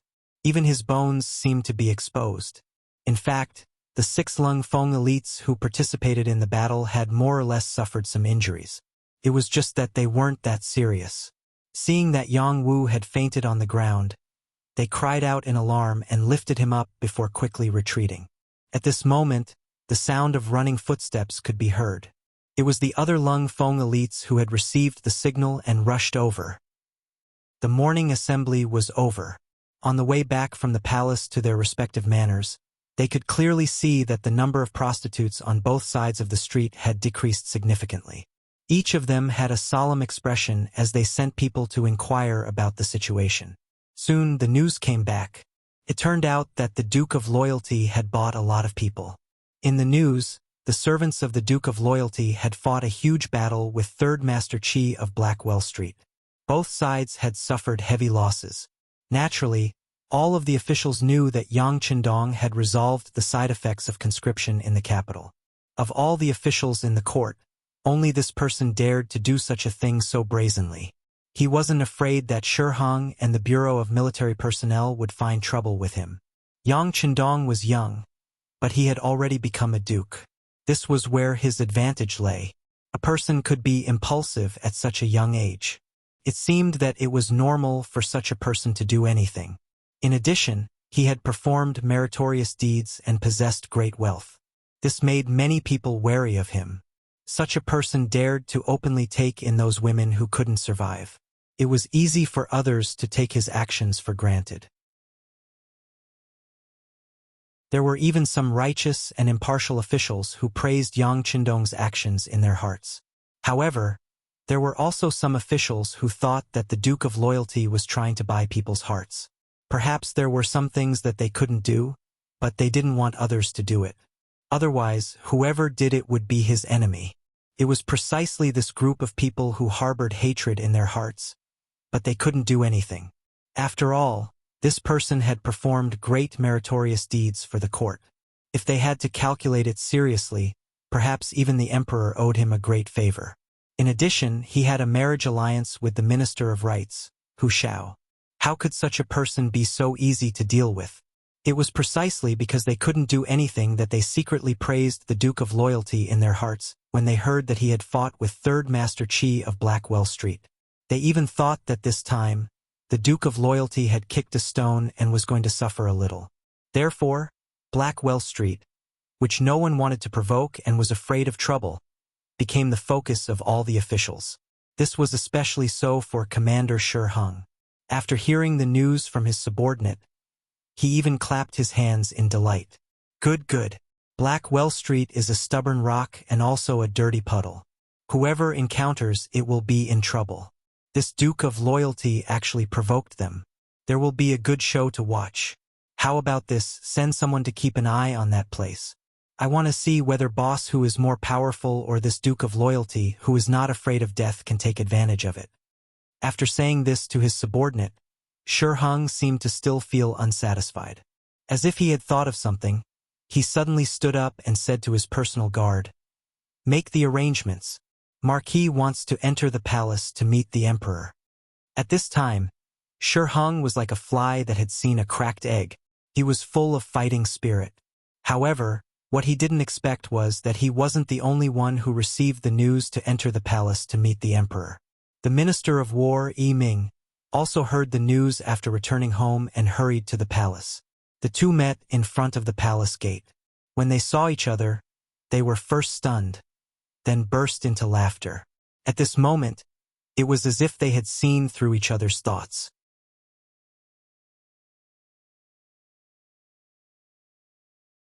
Chapter 301. In the main hall, Zhu Qiu received two important ministers. He didn't understand why the two ministers would appear together after the court meeting was over. When he looked at Shi Hong and Yi Ming suspiciously, the two ministers said in unison, "Your Majesty, the opportunity has come." The opportunity had indeed come. Speaking of which, Yang Qindong had indeed made great contributions. But because his contributions were so great, it was a bit of a shock to the emperor. Any wise and ambitious emperor would not allow his ministers to make too great a contribution. This kind of existence that could threaten the imperial power at any time would always make people unable to sleep and eat in peace. Usually, the way to solve such a problem was to get rid of the great contributor. Only in this way could one really sleep soundly. But unfortunately, under the chaotic situation, He couldn't find a way to get rid of Yang Chendong. He didn't even have a valid reason to do this. Of course, Zhu Qiu hesitated because the relationship between the Duke of Loyalty and the mercenaries was very good. Once the attack failed, the consequences would be unimaginable. Shi Hong and Yiming had naturally seen through Zhu Qiu's thoughts, but they were also at their wits' end, so they had been waiting for an opportunity. Everyone would make mistakes. As long as they kept an eye on it, they wouldn't have to worry about not finding a way to solve the problem. But they didn't expect the opportunity to come so soon. Yang Chendong had offended Black Well Street and Boss Hu, a person they usually didn't want to offend. Boss Hu was powerful because he dared to risk his life and had many subordinates who dared to risk their lives. Unless you could kill such a person with a stick, there would be endless trouble in the future. They would probably live under terrible pressure every day. How could Yang Chendong not be the same? With the mercenaries protecting him, if they couldn't kill him, who knew what kind of evil consequences would appear? This was also why everyone tolerated Yang Chendong even though they knew that he sometimes ignored the imperial power. And now, these two ferocious tigers had actually collided, which undoubtedly became an opportunity to tamper with the situation. If it was done well, there would be no problem for both sides to suffer. When faced with an opportunity, a wise man would naturally seize it. When Yiming and Shi Hong talked about the opportunity, they were naturally referring to the opportunity to get rid of Yang Chendong. Not only could he kill someone, but he could also frame Big Boss Hu and make the higher-ups of the mercenary army helpless. How could he not cherish this method of killing two birds with one stone? While Zhu Qiu was still sitting on the dragon throne, thinking about what an opportunity was, Shi Hong and Yiming gave her a general idea of what had happened. Seeing the excitement on the faces of the two important ministers, Zhu Qiu finally understood that the opportunity to deal with Yang Chendong had come. As for Yang Chendong, it was just as the officials had guessed. Zhu Qiu already had the intention to kill him. This person's merits were so high that he could shake the emperor. Zhu Qiu naturally did not want to let go of the opportunity to eliminate him. In history, such meritorious officials did not know who they were. For example, during the Qin dynasty, Lu Buwei was called Second Father and was forced to commit suicide. Li Mu defeated the Xiongnu and returned to the Qin dynasty. He used a scheme to sow dissension and was killed by King Zhao. Han Xian, Peng Yu, Ying Bu, and others were all killed by Liu Bang. The ancient king was called Gu, which meant that he was lonely. It meant that his good friends who had helped him were all dead. Only when the king was lonely would his position be more stable. Zhu Qiu was now practicing the art of the emperor. Naturally, he had long known that Yang Chendong's existence was a threat. Often, even if such a person did not have the intention to rebel, once his subordinates were put on the emperor's robe, who knew what would happen? It was only because of the existence of the mercenary army, and in order to stabilize the overall situation and consolidate the imperial power that Zhu Qiu did not act rashly. Fortunately, he was still young. Even if he waited, there would be many opportunities. Wasn't that right? Now the opportunity had come. Zhu Qiu, who was happy and even a little excited, did show the face of an emperor perfectly. After hearing the general idea of Shi Hong and Yiming, he coughed and said, "I didn't rest well yesterday and am very tired now. If there is anything, just discuss it with Minister Jin. I trust you." After saying these words, Zhu Qiu turned around and left. His final decision was to trust them. In response, Shi Hong and Yiming looked at each other and said respectfully, "Farewell, Your Majesty. Long live, long live." Zhu Qiu left, leaving behind his trusted aide Jin Ying. This was a clear indication of his attitude. That was, you can kill him. You can do as you see fit. As for how you do it and how you do it, it has nothing to do with me. Drawing a clear line in the sand in advance. Once there was a problem, he could retreat freely. It was a good plan. Shi Hong, Yiming, and Jin Ying naturally saw this. But who was the emperor? Originally, he could say whatever he wanted with the word official. Jin Ying and the other two were left in the hall. The beardless eunuch smiled and said, "Sirs, please come to my side hall. It's windy and quiet there." By windy and quiet he meant safer. Shi Hong and Yiming, who understood, smiled and agreed. Then, the three of them left the hall. In the depths of Blackwell Street, in a dirty and messy courtyard. From afar, this place did not seem to be any different from other places. But in reality, this was one of the lairs of the Blackwater Gang's boss, Hu Huaihai. It was said that a crafty rabbit had 3 burrows. Hu Huaihai indeed had 5 similar courtyards. Every courtyard was as ordinary as this, but very few people knew that there were secret passageways under these inconspicuous courtyards that led directly to the forest outside the city. It took a lot of effort to dig this tunnel. In the end, the workers who dug the tunnel and were paid a lot of money were all buried, making this tunnel even more unknown. Killing and robbing and being righteous were the 2 personalities of Hu Huaihai. To outsiders, he would stop at nothing. Vicious and merciless was not enough to describe him. Because of this, there was no one in Blackwell Street who did not fear the boss Hu Huaihai. Some people even called him King of Hell Hu in private. To his own people, he was generous and forthright. If you encountered any difficulties or had any requests, he would definitely help if he could. When such a reputation spread, many people came to join him and eventually became his subordinates. With these 2 methods, Hu Huaihai really made people angry and hateful.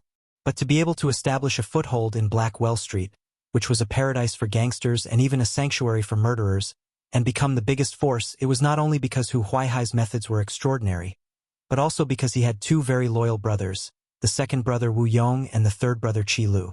Qi Lu's knife skills were powerful.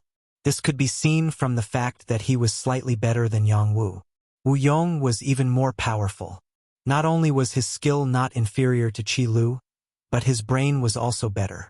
Many times, when Hu Huaihai as the boss made important decisions, his opinion was the most important. At this time, in this ordinary small courtyard, Hu Huaihai was looking at Qi Lu, whose left arm had been bandaged, with concern. He said, "Third brother, how is your arm? What did the doctor say?" "Big brother, it's fine. It won't be long before brother can be lively again." Qi Lu's expression was calm, but the light of anger in his eyes was flickering. Could be seen that the injury was not as simple and easy as he said. The triage bayonet was a very powerful weapon. In the future, even the United Nations banned it. Could be seen that its lethality was huge. After being stabbed by Yang Wu, blood kept flowing out, forcing Qi Lu to stop and return. Fortunately, there was an excellent wound medicine here. In addition, the injury was not a vital part, so the bleeding finally stopped. But the doctor also said that even if the arm was healed, it would not be as flexible as before. Thinking that half of his good left arm was crippled, how could Qi Lu not be angry? Just when Hu Huaihai asked, he said with a face full of hatred, "Big brother. This time brothers suffered a loss because of this weapon. No matter what, I have to take revenge. Otherwise, how can I have a foothold in the world in the future? That's natural. Since brother was bullied, big brother naturally has to take revenge. Second brother, tell me, what should we do?" Hu Huaihai replied magnanimously. Then, his gaze fell on the second brother, Wu Yong, who had been thinking with his eyes closed. Wu Yong, who was known as the military advisor, slowly opened his eyes after Hu Huaihai asked the question. Then, he gently shook his head and said, "Big brother, third brother, I'm afraid this matter is not easy to handle." "What's not easy to handle? We'll just take advantage of his unpreparedness and kill him." Qi Lu, who had suffered a loss, said with a voice full of emotion. "That's right, what's not easy to handle? Could it be that our Blackwater gang is afraid of an official who only has a title and no real power?" Hu Huaihai said disapprovingly. Hearing the analysis of big brother and third brother, Wu Yong's face showed a trace of bitterness. This loyal duke is not someone without real power. Although he does not have any real position, he is protected by the world's most elite mercenaries. You know about the mercenaries, right? It's said that they have an advanced firearm that can easily take a person's life from 100 feet away. It's not good to provoke them. It's just firearms. Don't the Ming army have plenty of them? But in third brother's opinion, the firearms camp is just SOSO. They didn't provoke us, but since they provoked us, we'll definitely teach them a lesson. Qi Lu, who had a bad temper, heard the words firearms and said without thinking, "That's not true. The firearms of these mercenaries cannot be compared to the firearms of the Ming Army's firearms camp. I heard that the firearms in their hands are more accurate and can even fire continuously. It's not easy to deal with them. Moreover, from what third brother said, he brought more than 10 experts, but in the end, he only brought back 3. They didn't even leave behind a single life, and this was because they didn't use firearms. Even their martial arts are so good. This kind of opponent cannot be underestimated."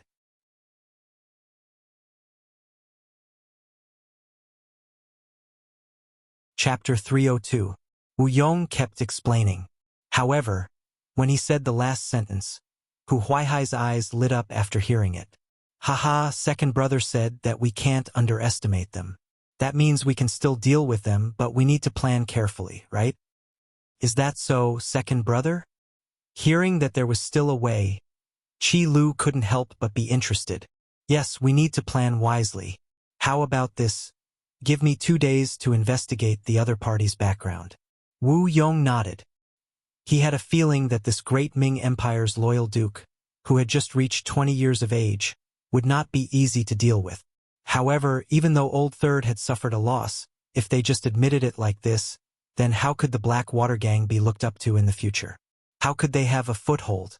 In other words, they had to make a move. It was just a matter of how they did it.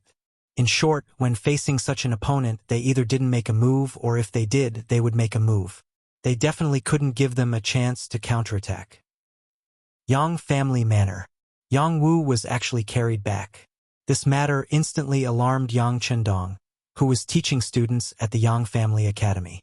When he strode into the courtyard, he saw Tiger's man and the others standing there angrily. He asked in a deep voice, "Who can tell me what's going on?" "Sixth young master, it's like this." 2 people who were responsible for protecting Qiao Yin's safety stood up. With one person taking the lead and the other supplementing, they recounted the scene that happened in Laoshan Street today in detail. Just as the 2 brothers finished speaking, a doctor walked out of the room. He was instantly surrounded by people. Yang Chendong was no longer as calm as before. His expression was somewhat anxious. "Dr. Li, how is it?" This physician Li was a renowned figure in the capital. Seeing that the Duke of Loyal Courage was personally asking him, he didn't dare to be negligent. "Greetings, Duke Yang. Yang Wu's body is fine. He's just bleeding a little. Moreover, the injury has avoided the important parts. He just needs to rest for a period of time to recover." Upon hearing that Yang Wu's life was not in danger, Yang Chendong let out a long sigh of relief. "Beta Persei, arrange for someone to send Dr. Li back to the city and triple the consultation fee." "Oh, you're too polite." Dr. Li was flattered after listening to Wang Yao. However, Yang Chendong carried it out and cupped his hands in greeting.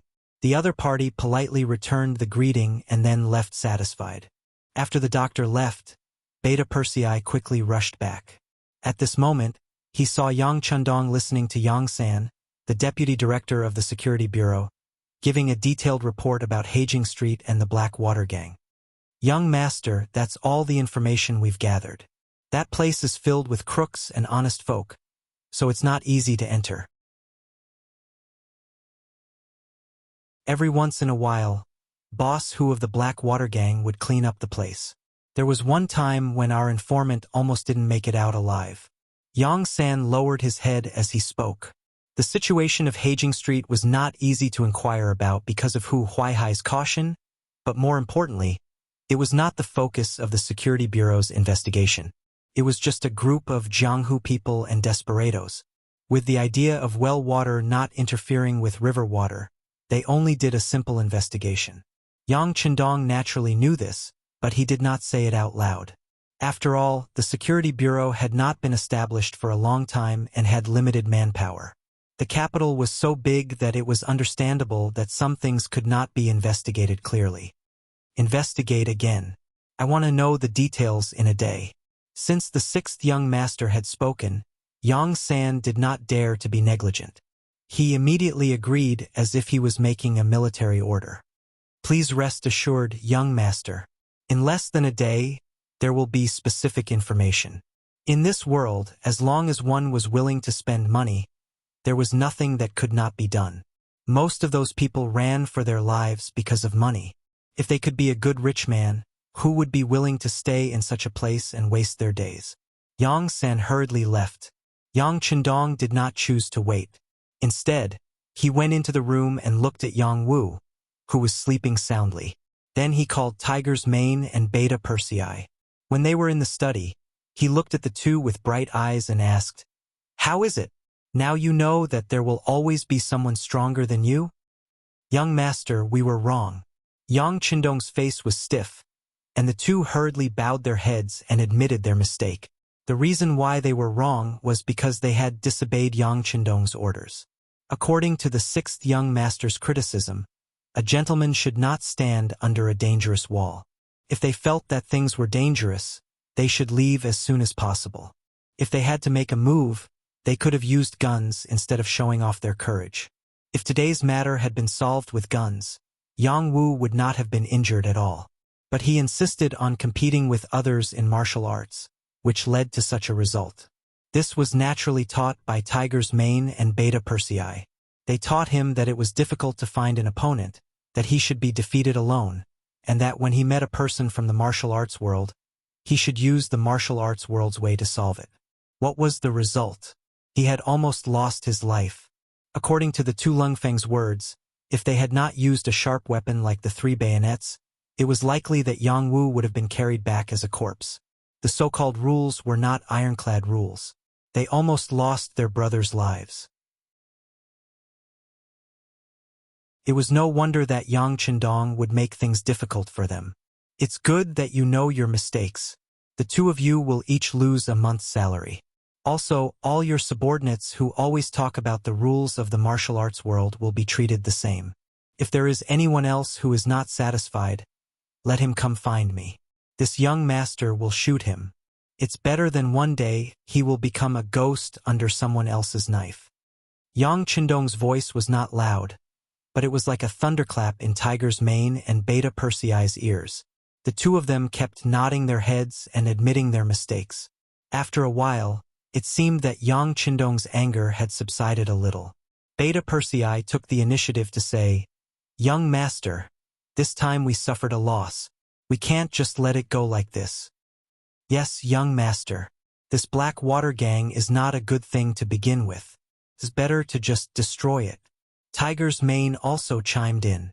"Of course we can't just let it go like this. It's just that they have existed for so many years and the government can't do anything about them. If we want to move against them, we need to plan. If we act rashly, we won't be able to take down all the enemies. That will only cause endless trouble in the future." Yang Chendong nodded. Of course, he would not let any of his enemies go. But since he was going to make a move, he had to hit them with one blow.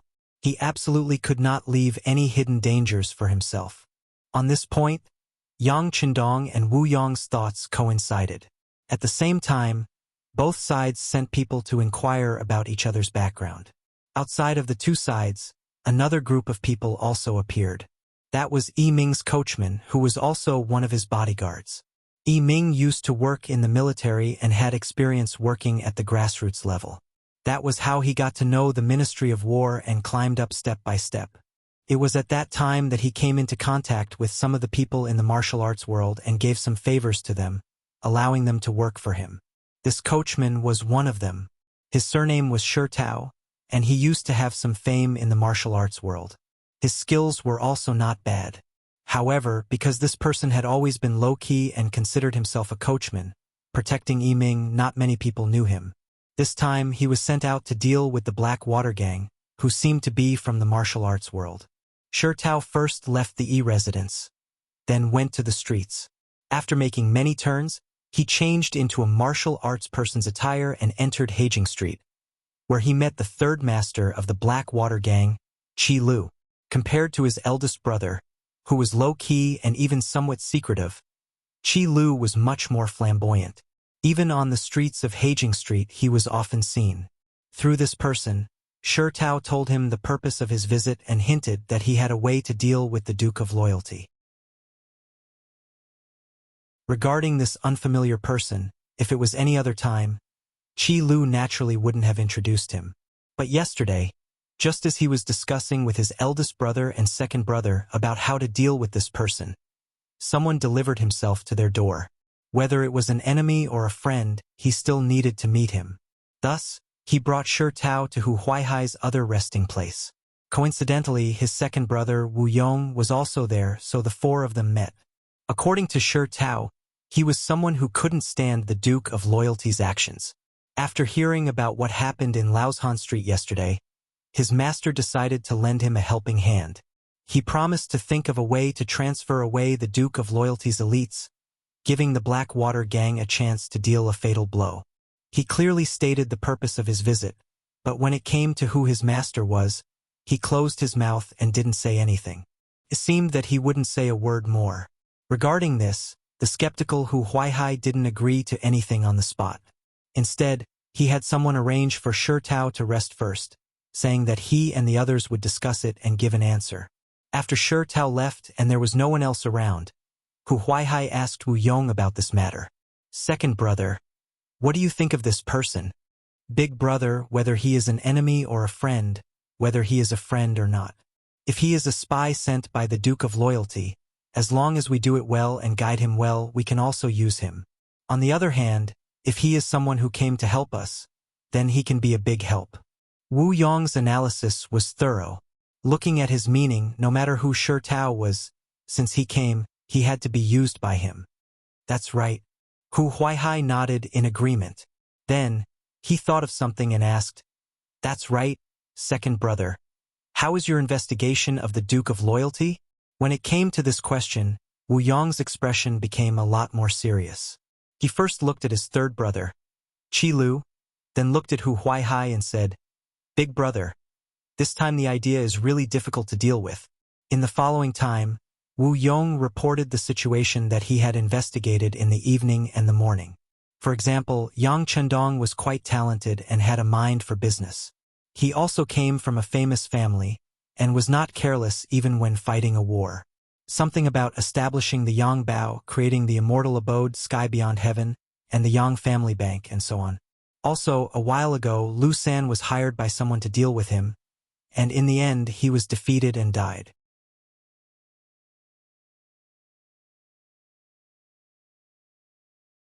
Chapter 303. Previously, the Blackwater gang focused their attention on Heijing Street. In their eyes, this was their territory. If one had to describe it, it could even be regarded as a country within a country. Therefore, they didn't pay much attention to the outside world. They only knew that the Great Ming dynasty had a young Dong Shuai and a loyal and courageous duke. But even if he was an official, he had nothing to do with them. There didn't seem to be any boundaries between the two sides. Even if they couldn't be seen in public, they wouldn't have any interactions with him. However, due to the fact that they were trying to snatch people from each other, they actually got into a fight. Subsequently, they even suffered quite a bit. Now, the entire city knew about this. Unless the Blackwater gang didn't plan to stay in the capital anymore, they had to get back their face. Thus, he began to investigate this person. However, the more he knew, the more shocked Wu Yong was. When he told this to his eldest brother and third brother, he had a serious expression on his face. Oh, in that case, he is indeed a capable person. Hu Huaihai's expression became incomparably dignified after hearing this. He had thought before that if it was an official, it wouldn't be difficult to deal with him in his own way. On the other hand, if it was a person from the Jianghu, it wouldn't be difficult to deal with him according to the rules of the Jianghu. But now, he heard that this person had power, money, influence, and even people. It was very difficult to deal with him, especially when Wu Yong had mentioned the mercenaries. He had heard of this name before. After all, when the Walla army attacked the city, it was the mercenaries who drove them away. It was said that there were only a few hundred of them, but they managed to drive away the tens of thousands of Walla elite cavalry. At least the Blackwater gang couldn't do such a thing. If the mercenaries were to target him this time, what were his chances of winning? Hu Huaihai was still silent. At the side, The outspoken and grumpy Qi Lu said, "Why do you care so much? We are earthen pots and he is porcelain. Could it be that he really wants to go head-to-head with us? Besides, even if both sides suffer, as long as Big Brother and Second Brother are still here, can't we occupy a mountain and form a team? When the time comes, I'll just take my revenge.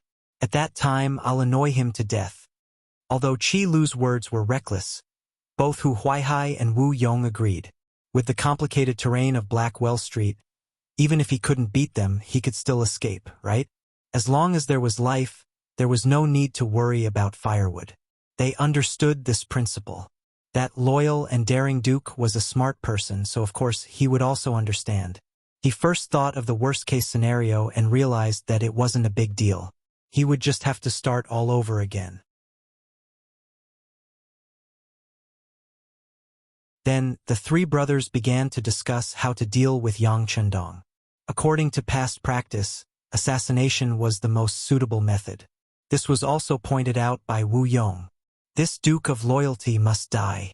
As long as he doesn't die, I'm afraid that we brothers will face the danger of death at any time. At the same time, we won't be able to establish ourselves in Jianghu. That was how the people of Jianghu were. Sometimes they valued their reputation more than their lives. Since they suffered a loss in the hands of Yang Chendong, if they didn't get back their reputation, the Black Water Gang would have no prestige to speak of. Naturally, they wouldn't be far from falling apart. On this point, Yang Chendong was also very clear.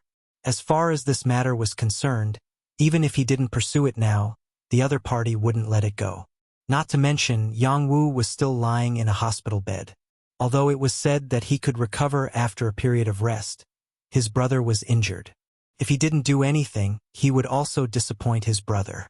Not to mention, the name of the loyal and daring Duke was useless. Just based on this point, those who didn't open their eyes would have to be taught a lesson. In addition, at noon, Yang San personally sent some information about the Black Water Gang. Looking at their actions, he was even more determined to not let this gang stay. This time, the Security Bureau spent a lot of effort and spent a lot of money to bribe some Jianghu people who usually mingled in Blackwell Street. From their mouth, they knew that this Black Water Gang really didn't shrink from any evil. Forcing the good into prostitution, bullying the good, opening casinos, and loaning money were common occurrences. The reason why they had a conflict with Yang Wu and the others this time was that they saw that there were too many prostitutes in the city and wanted to come out and get a share of the profits. Moreover, the information also showed that once the women were snatched by the Black Water Gang, they would be sold out of the capital, and the destination was the grassland in the north. They would be sold to the Walla and Tatar territories to become tools for those barbarians to produce the next generation or become targets for the other party to seek pleasure. Whether it was in the previous life or this life, if there was one person that Yang Chendong hated the most in his heart, it was undoubtedly the traitors. This kind of person had no ruler, no father, no country, and no home. For the sake of profit, they could really sell anything. Such a person was even worse than pigs and dogs. The way the Black Water Gang did things was no different from the traitors. Although the Great Ming and the Walla had stopped fighting, and under Yang Chendong's urging, the two sides had even started to trade, all of this was just a delaying tactic. It was to leave enough time for them to rear a fat sheep and slaughter it in one fell swoop. But the Black Water Gang's actions were clearly to help the other side grow stronger. Had they ever thought about how many people the women would bring to the other side in a decade or so once they entered the grassland?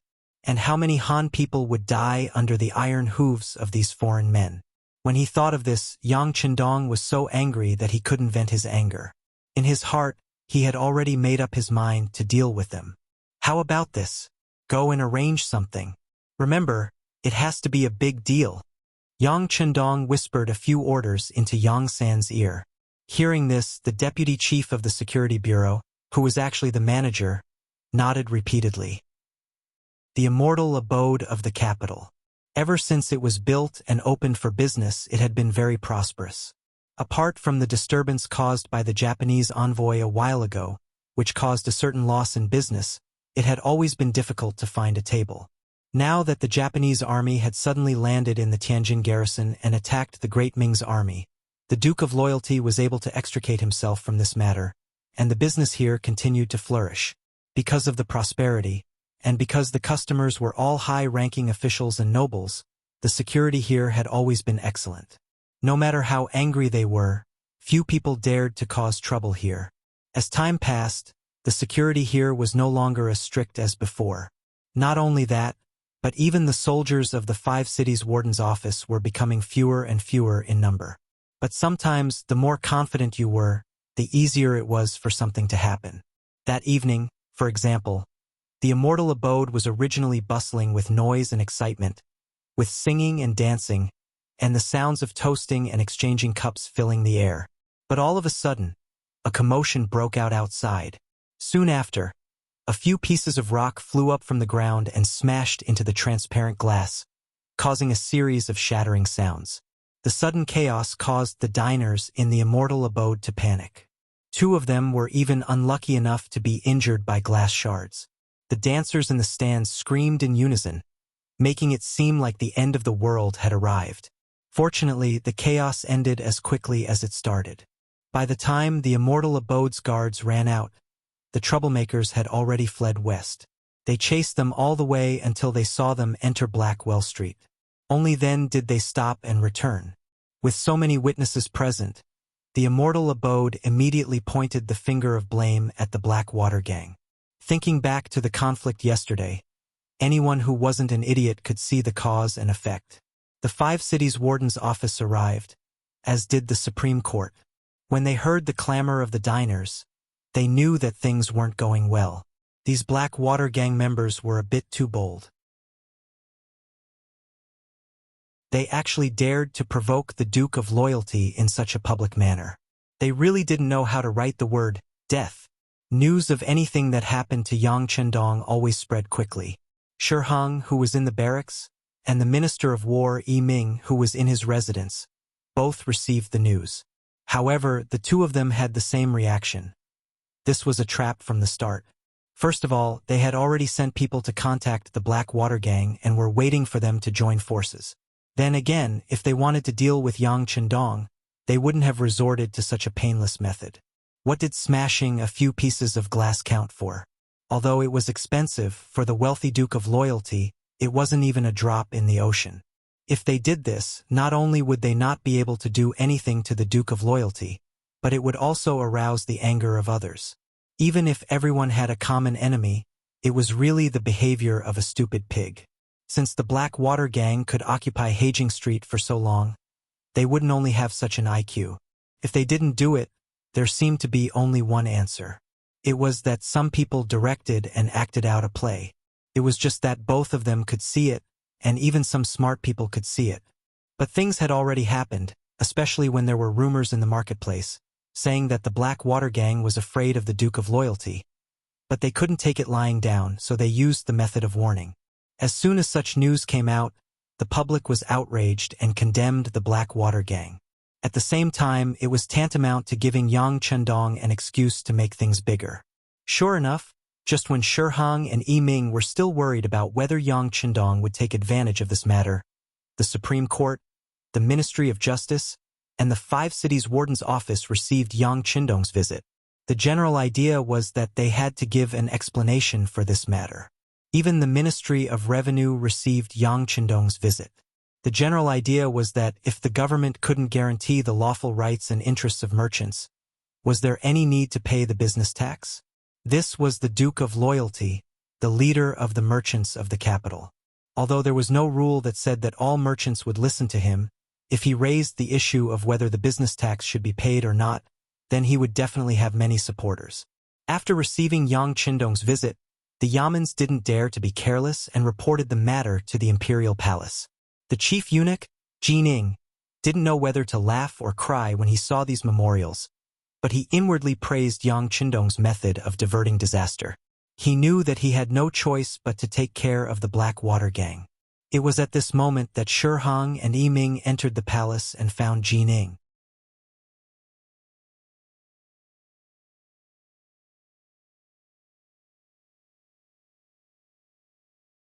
Chapter 304. Because of yesterday's incident, Wu Yong had sent people to keep an eye on Yang Chendong's properties, hoping to find some weak link. It was at this time that someone threw rocks at the immortal abode. When his subordinates reported this, his expression changed. He knew that the other party was looking for an excuse to make a move. After all, yesterday's incident was a personal grudge between Yang Qindong and the Black Water Gang. If he mobilized people to cause trouble because of this, it would be the same as giving some people an excuse. This was the crux of the matter. Previously, Wu Yong had been wondering what kind of method the Duke of Loyalty would use to deal with him, but the other party had quickly given him an answer. What could he do if the other party used an obvious scheme to deal with him? He couldn't possibly take the initiative to go to the authorities and say that the matter wasn't his doing. In that case, he would probably be immediately arrested. While praising the Duke of Loyalty's vicious plan, Wu Yong found his big brother and third brother and called over Shi Tao. He said that he was willing to cooperate and asked that they give them a chance to fight. Of course, the Black Water Gang had another choice, and that was to give up on their current territory and leave the capital. This way, they might be able to preserve their lives, but their reputation in the Jianghu would naturally be lost. Those who bullied the weak and feared the strong would find it difficult to survive anywhere. In other words, even if they left, they couldn't just leave in such a muddled manner. There was only one path in front of them, and that was to wrestle with this bold and loyal duke. If they left when they were no match for him, at least others wouldn't look down on them so much. Since they had no choice but to fight, Shi Tao came in handy. The three brothers called him over and told him of their decision, having him make arrangements as soon as possible. Thus, Shi Tao returned to the Yi residence and met with Old Master Yi Ming. That was why Yi Ming and Shi Hong had joined hands to enter the palace. Yi Ming, Shi Hong, and Jining discussed in a secret room for more than 2 hours. When they emerged, they all had smiles on their faces, as if they were about to complete some important mission. The Yang clan manor. After Yang Qindong diverted the trouble, the warden's office and the Supreme Court sent back news that night. He expressed that he would send troops to wipe out the Black Water Gang. But this power had been here for many years, it was not easy to deal with them. He asked whether he should ask the Duke of Loyalty and Courage to personally deal with them. After all, he was someone who had defeated Walla's army with ease. A small underworld gang was definitely no match for him. Everything was going according to plan. Yang Qindong looked at the two Yaman's replies and sneered. He said to Tiger's Mane, "Tell them that this young master will personally lead people there. Let's set the time for tomorrow morning. We need to catch them off guard." "Young master, why are you in such a hurry? How many of our brothers have not returned from the Dark Well Street? I heard that they have a secret passage that leads to the outside world." Tiger's Mane repeated the news he received from the Security Bureau in the afternoon. This was the news that the captain of the Langya Special Forces, Tai Hu, had personally found out. Until now, this person had not returned from the Dark Well Street. Secret passage? Humph! With this young master taking action, there is no use for any secret passage. Let Tai Hu and the others come back, and then we will arrange it like this. Yang Qindong shook his head indifferently. He already had an idea on how to deal with this underworld gang. Since they dared to scheme against him, then there was no need to keep them alive. In order to achieve the effect of a surprise attack, he decided to end the battle quickly, not giving the other party more time to prepare and consider.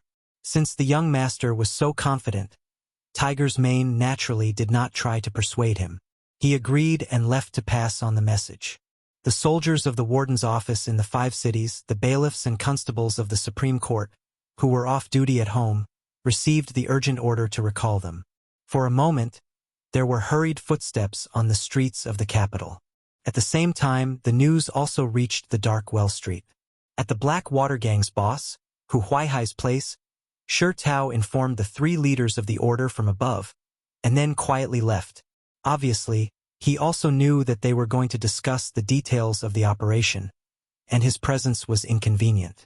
When there was no one else in the room, Hu Huaihai looked at Wu Yong and Qi Lu with a sinister gaze and said, "Second brother, third brother, this Duke of Loyalty can't help but want to make a move on us. At this moment, I'm afraid that even if we want to hide, there is no time."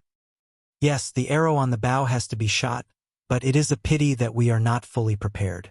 Right now, there are still some brothers who are not out on the streets. Wu Yong said with a sigh. Yang Qindong's swift and decisive action was somewhat out of his expectations. He originally thought that they would test each other, but he did not expect that after only one day and one night, the other party had already made a move. Wu Yong did not know that although he treated himself as a dish, Yang Qindong did not put them in his eyes. They were just big rats that relied on the complicated terrain to survive in the dark corners. In today's society, as long as one was determined, eliminating them was just a matter of minutes. He really could not understand why the Great Ming dynasty would allow them to exist, especially in such an important and bustling place like the capital. However, other people were afraid of trouble and were afraid of cutting the weeds without removing the roots, but Yang Qindong was not afraid. Since they had offended him, then he would teach them a lesson. At the same time, he would use this opportunity to intimidate the other officials who dared to find trouble with him. Him not making a move did not mean that he did not have a way. It was just that everyone's status was there, and it was not convenient to use two direct methods to solve the problem. However, this did not mean that he did not have the ability to solve the problem. What are you afraid of? It is just killing one person. We have already sent out more than 20 brothers, so it should be enough. Third brother Qi Lu waved his heavily injured left hand. Because of the pull, the pain came up, causing him to grimace for a while. However, his spirit was still quite good. It could be seen that the anger in his heart was very uncomfortable. If he did not find a way to release it, it would cause a serious illness. No, no, no. Wu Yong straightforwardly shook his head. They did not understand this Duke of Loyalty. Although he is young, his ability cannot be underestimated. A while ago, even an important official in the court, the Minister of Justice, suffered a loss at his hands. To deal with this kind of person, if we do not have a few layers of plans, it will definitely not work. Second brother, what do you plan to do? Hu Huaihai knew Wu Yong well. He knew that Wu Yong was an expert who planned before taking action, so he asked, I plan to take a risk and send out a few more brothers. This way, the 3 of US brothers will have to split up into 3 groups. As Wu Yong spoke, he pushed the oil lamp on the table to the side. Then, he used his finger that had just dipped in tea to draw on the table. The so-called 3 groups. The first group is to guard the home and lure the Duke of Loyalty to attack. The second group is to sneak out of the city and kill toward the Yang family village, forcing him to hastily return to defend. The third group is to ambush him on the road back to the village and give him a fatal blow. This is good. Then I will bring people to attack the Yang family village. Haha, I heard that this Duke of Loyalty has 4 beauties. I want to let him know that there are some people that he cannot afford to offend. After listening to Wu Yong's analysis, Qi Lu took the initiative to bring the second group. In his opinion, any ambush or entrenched defense was too meaningless, and it was far less straightforward and satisfying than directly charging out. After Qi Lu finished choosing, Wu Yong also volunteered. Then we will rely on Big Brother to defend the home. Second brother will bring people to ambush outside. Hopefully we can succeed in one strike. The reason why Wu Yong chose to set up an ambush was because he knew that as the boss, Hu Huaihai would not trust anyone. The tunnel in Heijing Street led to the outside world. That was the escape route. In other words, it was the safest to stay here. As expected, when Wu Yong took the initiative to set up an ambush, Hu Huaihai's face, which was originally very serious, flashed with satisfaction. Since the 2 brothers were so tactful, he did not have to waste his breath. He immediately nodded and said, Then we will do as the 2 brothers said. This time we will not let him return. Yes, he will not be able to return. The night was getting darker, but at this time, the Yang family manor was brightly lit, especially when a sharp whistle suddenly sounded above the Yang family academy's dormitory. Nearly 50 students who had entered a state of rest hurriedly got up. The all-round development of morality, intelligence, physique, beauty, and labor was not just a matter of words. It was put into practice. Even an emergency gathering like this was one of the subjects that they usually studied. When the hurried whistle sounded, all the students got up and put on their clothes as usual. When they came to the academy's courtyard, they saw the green-clothed mountain head Yang Chendong looking at them with a serious face. Although he hadn't said anything yet, everyone's intuition told them that something important must have happened. Everyone's expression couldn't help but become much more dignified. After Tiger's Mane counted the number of people, he came to Yang Chendong and reported in a low voice. Reporting to young master, all the students have gathered. Everyone is here. No one is absent. With a wave of his hand, he had Tiger's Mane stand to the side. Yang Chendong took 3 steps forward, closing the distance between him and the students. Then he swept his gaze over them and said in a clear voice, "As a truly useful talent, not only do you have to be eloquent and eloquent, but you also have to be able to walk the world and be able to wield 1,000 pounds of weight with your arms. Today, this young master will bring you all to see a true battlefield. You will see the weakness of human nature and the cruelty of survival." As soon as he finished speaking, all the students' faces were filled with shock, followed by excitement and joy. As Yang Chendong students, they naturally knew how powerful their teacher was. The great battle between the army god and the Walla was often played out in the immortal abode. Everyone could recite the plot of that battle by heart. The scene of Yang Chendong descending to the mortal world like a god and killing the enemy with a wave of his hand had made them envious. They often wondered when they would have the opportunity to see it with their own eyes. Now, an opportunity had presented itself. They could finally enter the battlefield, and they would be following the army god. How glorious would that be?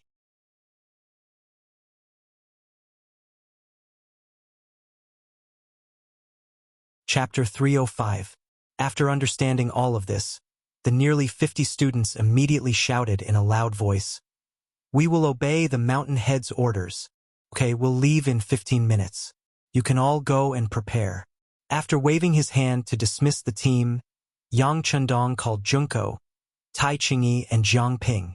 They were the only 3 women among the students. After calling them in front of him, Yang Chendong said in a very casual tone, "You don't have to follow the team, but stay in the Yang family manner." Tai Qingyi had talked to Yang Chendong more than once and knew that her task was to protect the safety of the madams, so she naturally had no doubts about staying and immediately agreed. Junko, on the other hand, raised her head and asked with a puzzled expression, "Why?" In the past few months, the students in the Yang Family Academy made Junko's Chinese more fluent. Because she often underwent some physical training, her skin was not as white as before. But at the same time, it also looked a lot sturdier and even had a hint of maturity. At this time, when she raised her head and looked at Yang Chendong, who was more than a head taller than her, the stubbornness on her face was very cute and lovable. "No reason, this is an order." Yang Chendong's face became serious, and after finishing his words, he left in a huff. Without a satisfactory explanation, Junko's face was full of displeasure. But she couldn't say anything because as early as when she first entered the academy, Yang Chendong said that she had to obey orders and follow instructions. Anyone who dared to break this rule would be mercilessly kicked out of the academy. This was not as simple as a deduction of points. Even with 100 points for conduct, more than half of the students were still expelled. Looking at their reluctant expressions as they left, Junko felt a little sad. With these lessons learned, she didn't dare to disobey Yang Chendong's orders and be kicked out of the academy. Yang Chendong went to the 4th Battalion commander Wuxia. "I'll give you 2 platoons to stay at home. Remember, no matter who it is, if they don't listen to the advice and want to enter the manor, there is no need to be polite. Just shoot them to death." Tiger's Mane. As soon as he finished speaking, Tiger's Mane appeared from the side and handed over a machine gun that weighed about 8 kilograms. Yang Chendong reached out and took it. After familiarizing himself with it for a while, he personally handed it to Wuxiang. "This is the Type 9 machine gun for Squad 5. The gun is 840 millimeters long. The gun weighs 3.95 kilograms, the muzzle velocity is 970 meters per second, the caliber is 5.8 millimeters, the bullet capacity is 75 rounds, and the effective range is 800 m. I'll leave it to you for the time being. If a large number of enemies appear, wipe them out. Yes, sweep his mother, Wuxiang said with a face full of excitement. When he first joined the Cold Front, Yang Chandong said that there would be more advanced and more powerful machine guns in the future. They would be able to wipe out a large number of enemies in one shot. Once they started fighting, one person would be able to guard the main road and prevent the enemy from advancing. When he first heard about it, Wuxiang was very excited. He had a strong body and was quite strong. He thought that this opportunity would be most suitable for him to use. Now, his long-time dream had finally come true. Although this machine gun wasn't heavy and had appeared on the battlefield against the Walla cavalry, it wasn't the more powerful heavy machine gun that the young master had mentioned. However, even if it was a light machine gun, being able to use it once was something to be proud of. In the future, he would have something to brag about in front of the other Cold Front members. He had no choice but to take out the light machine gun for Squad 95. Tonight, he was facing a group of fugitives. God knows what they would do. It was never wrong to be more prepared just in case. Because of the lack of time and limited information, Yang Qindong's operation this time couldn't be perfect. But it didn't matter. With his powerful strength and the unknown advanced firearms in his warehouse, he only needed to charge forward. He really had a heroic aura of no matter how far you come, I'll go all the way. Leaving behind 2 squads of Cold Front members and 2 bases of ammunition, the Yang clan manor's defenses were raised by more than 1 level. Unless a large number of enemies charged at them with no regard for their lives, they were more than enough to deal with a few stragglers. While he was giving some instructions to Wuxiang, the students had finished gathering. Yang Chendong led a platoon of Cold Front members and joined them. They left the Yang clan manor and headed toward the capital. In the inner courtyard of the Yang clan manor, Hu Yen, Chao Yin, Lady Shui, Lady Xiang, and Yang Duo were all out of bed. Even though it was late at night, none of them were sleepy. As women, there was a limit to what they could do in such a situation. They could only pray in their hearts that their husband and brother would return safely. In reality, it was just suppressing bandits. They would definitely be fine. At the Yongding Gate, at the southern gate of the capital, the commander of the 5 cities warden's office, Sun Tong, was leading a group of soldiers to welcome Yang Chendong. Sun Tong had originally been a rank 6 soldier, but after defeating Walla's army, he had been promoted to rank 5. This was all thanks to Yang Chendong, and his heart was filled with boundless gratitude. This time, he had taken the initiative to stand up and say that he would work with the Loyalty Duke to get this job. At the gate, Yang Chendong saw Sun Tong waiting for him and stepped forward with a smile. "You've worked hard. It's not hard at all. Working with the Loyalty Duke reinvigorates my entire body?" Sun Tong chuckled, revealing a row of white teeth beneath his tanned face. Sensing that Sun Tong was revealing his true feelings, Yang Chendong patted him on the shoulder. "Good. People made mistakes. For example, Sun Tong had betrayed Yang Chendong because he had secretly passed on the information to Jining. Fortunately, he had been able to return and was determined to know which side he was on. In Yang Chendong's eyes, such a person was a talent that could be nurtured. As soon as his palm touched Sun Tong's shoulder, his eyes lit up with excitement. He knew that the Loyalty Duke had approved of him. This made him even more determined to make the decision he had just made.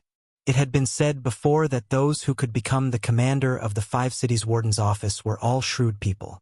Otherwise, they would not have been able to secure their positions. Weighing the pros and cons like this, how to balance the various forces to the satisfaction of everyone, this was an extremely profound study. Under the influence of such an environment, Sun Tong chose to hug the tree and not let go. He was determined to cling to Jin Ying's thigh. This way, he would be able to secure the position of Taiping. This way of thinking was not wrong. Under Jin Ying's protection, it would be extremely difficult for others to touch him. But everything had its pros and cons. Wanting to rely on this relationship to advance was also extremely difficult.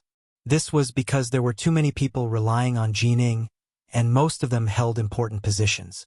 In comparison, the small 5 cities warden's office was too small. It was so small that Jining could sacrifice herself at any time.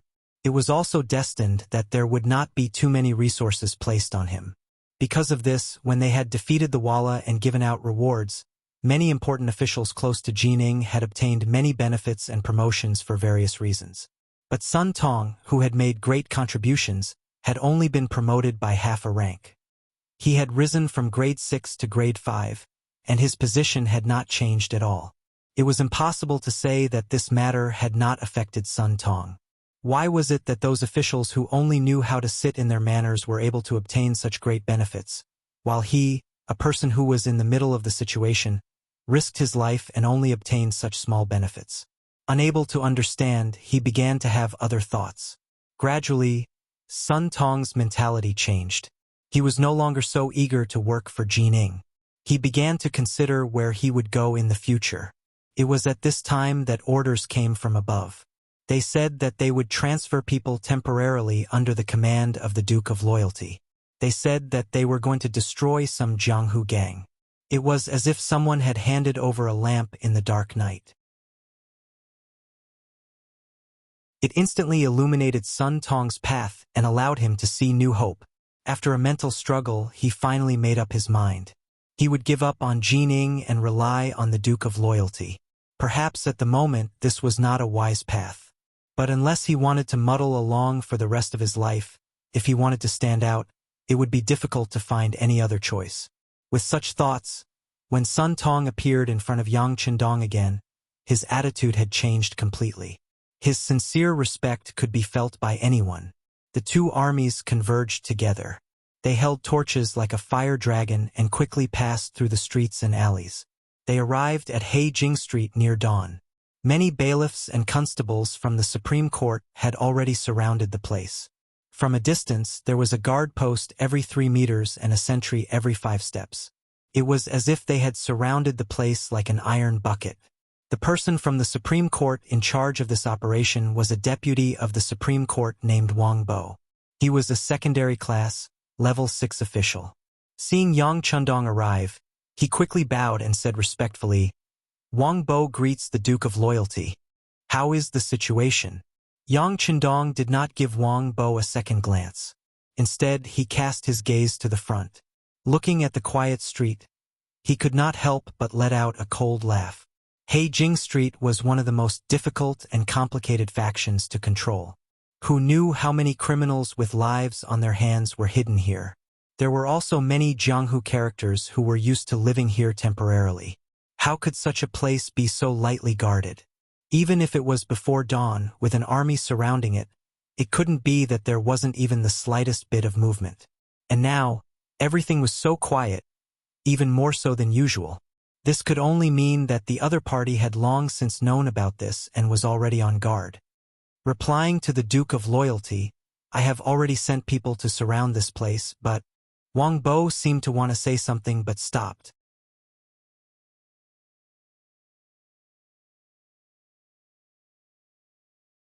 Chapter 306. But what about it?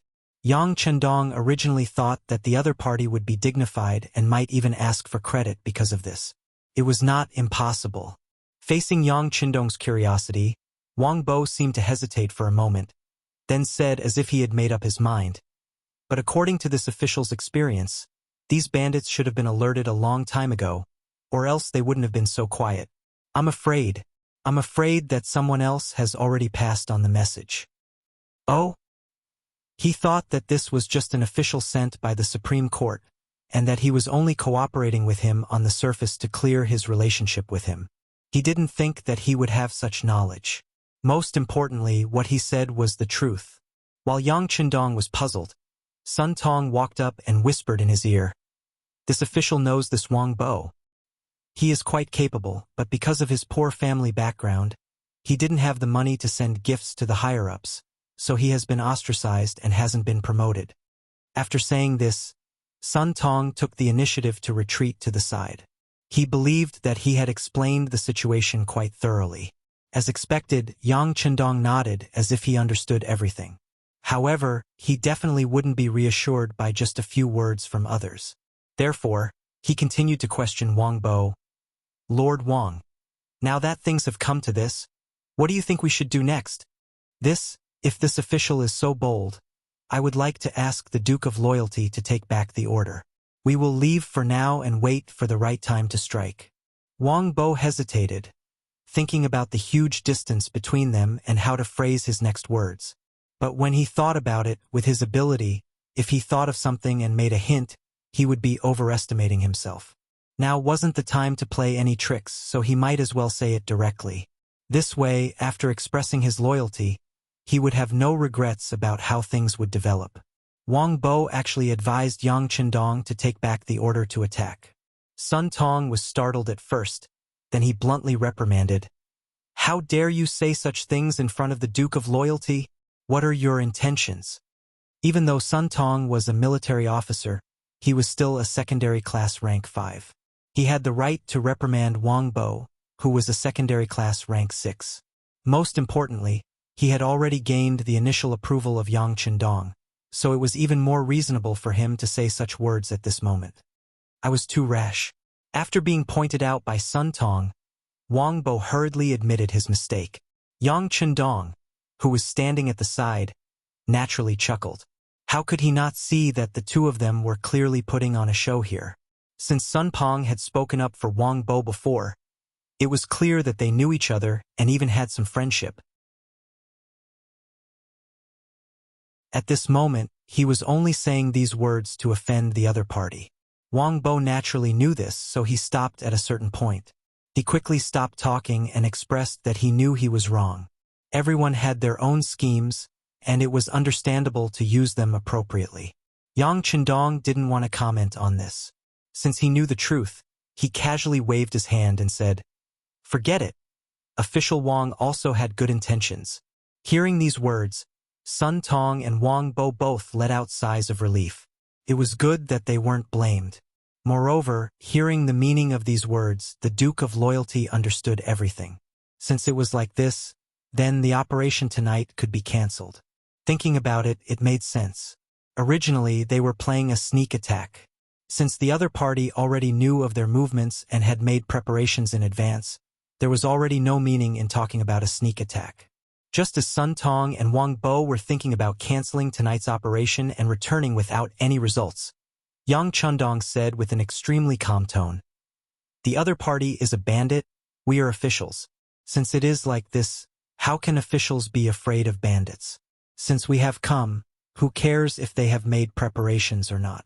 This time we can't just go back like this. Pass down the order for everyone to make preparations. We will attack in an hour." Even though he knew this, he still acted as usual. Yang Qindong's actions and decision made Sun Tong and Wang Bo both stunned. The two opened their mouths wide and wanted to say something. For example, if the enemy had received the news, would they have already left through the secret passage? If they killed their way in step by step, what was the use? Apart from losing the lives of some of their brothers, was there no other use? Or was the Duke of Loyalty also fishing for fame and didn't want to do anything with the Black Water Gang? Was all this just to save face? At this moment, the two seemed to have 100,000 questions in their hearts, but they didn't know how to ask. Yang Qindong didn't give any explanation to the two's confusion. He believed that facts spoke louder than words. Everything that happened next would naturally tell them whether what they were doing now was right or wrong. "Come. Bring the walkie-talkie over." As soon as his voice fell, Tiger's mane had already stood behind Yang Qindong with a black, iron-like object on his back. However, Yang Qindong didn't touch this guy immediately. Instead, he turned around and looked at the dozens of academy students he brought with him and said, "Watch carefully. What does it mean to be irresistible? What does it mean to be unable to withstand a single blow?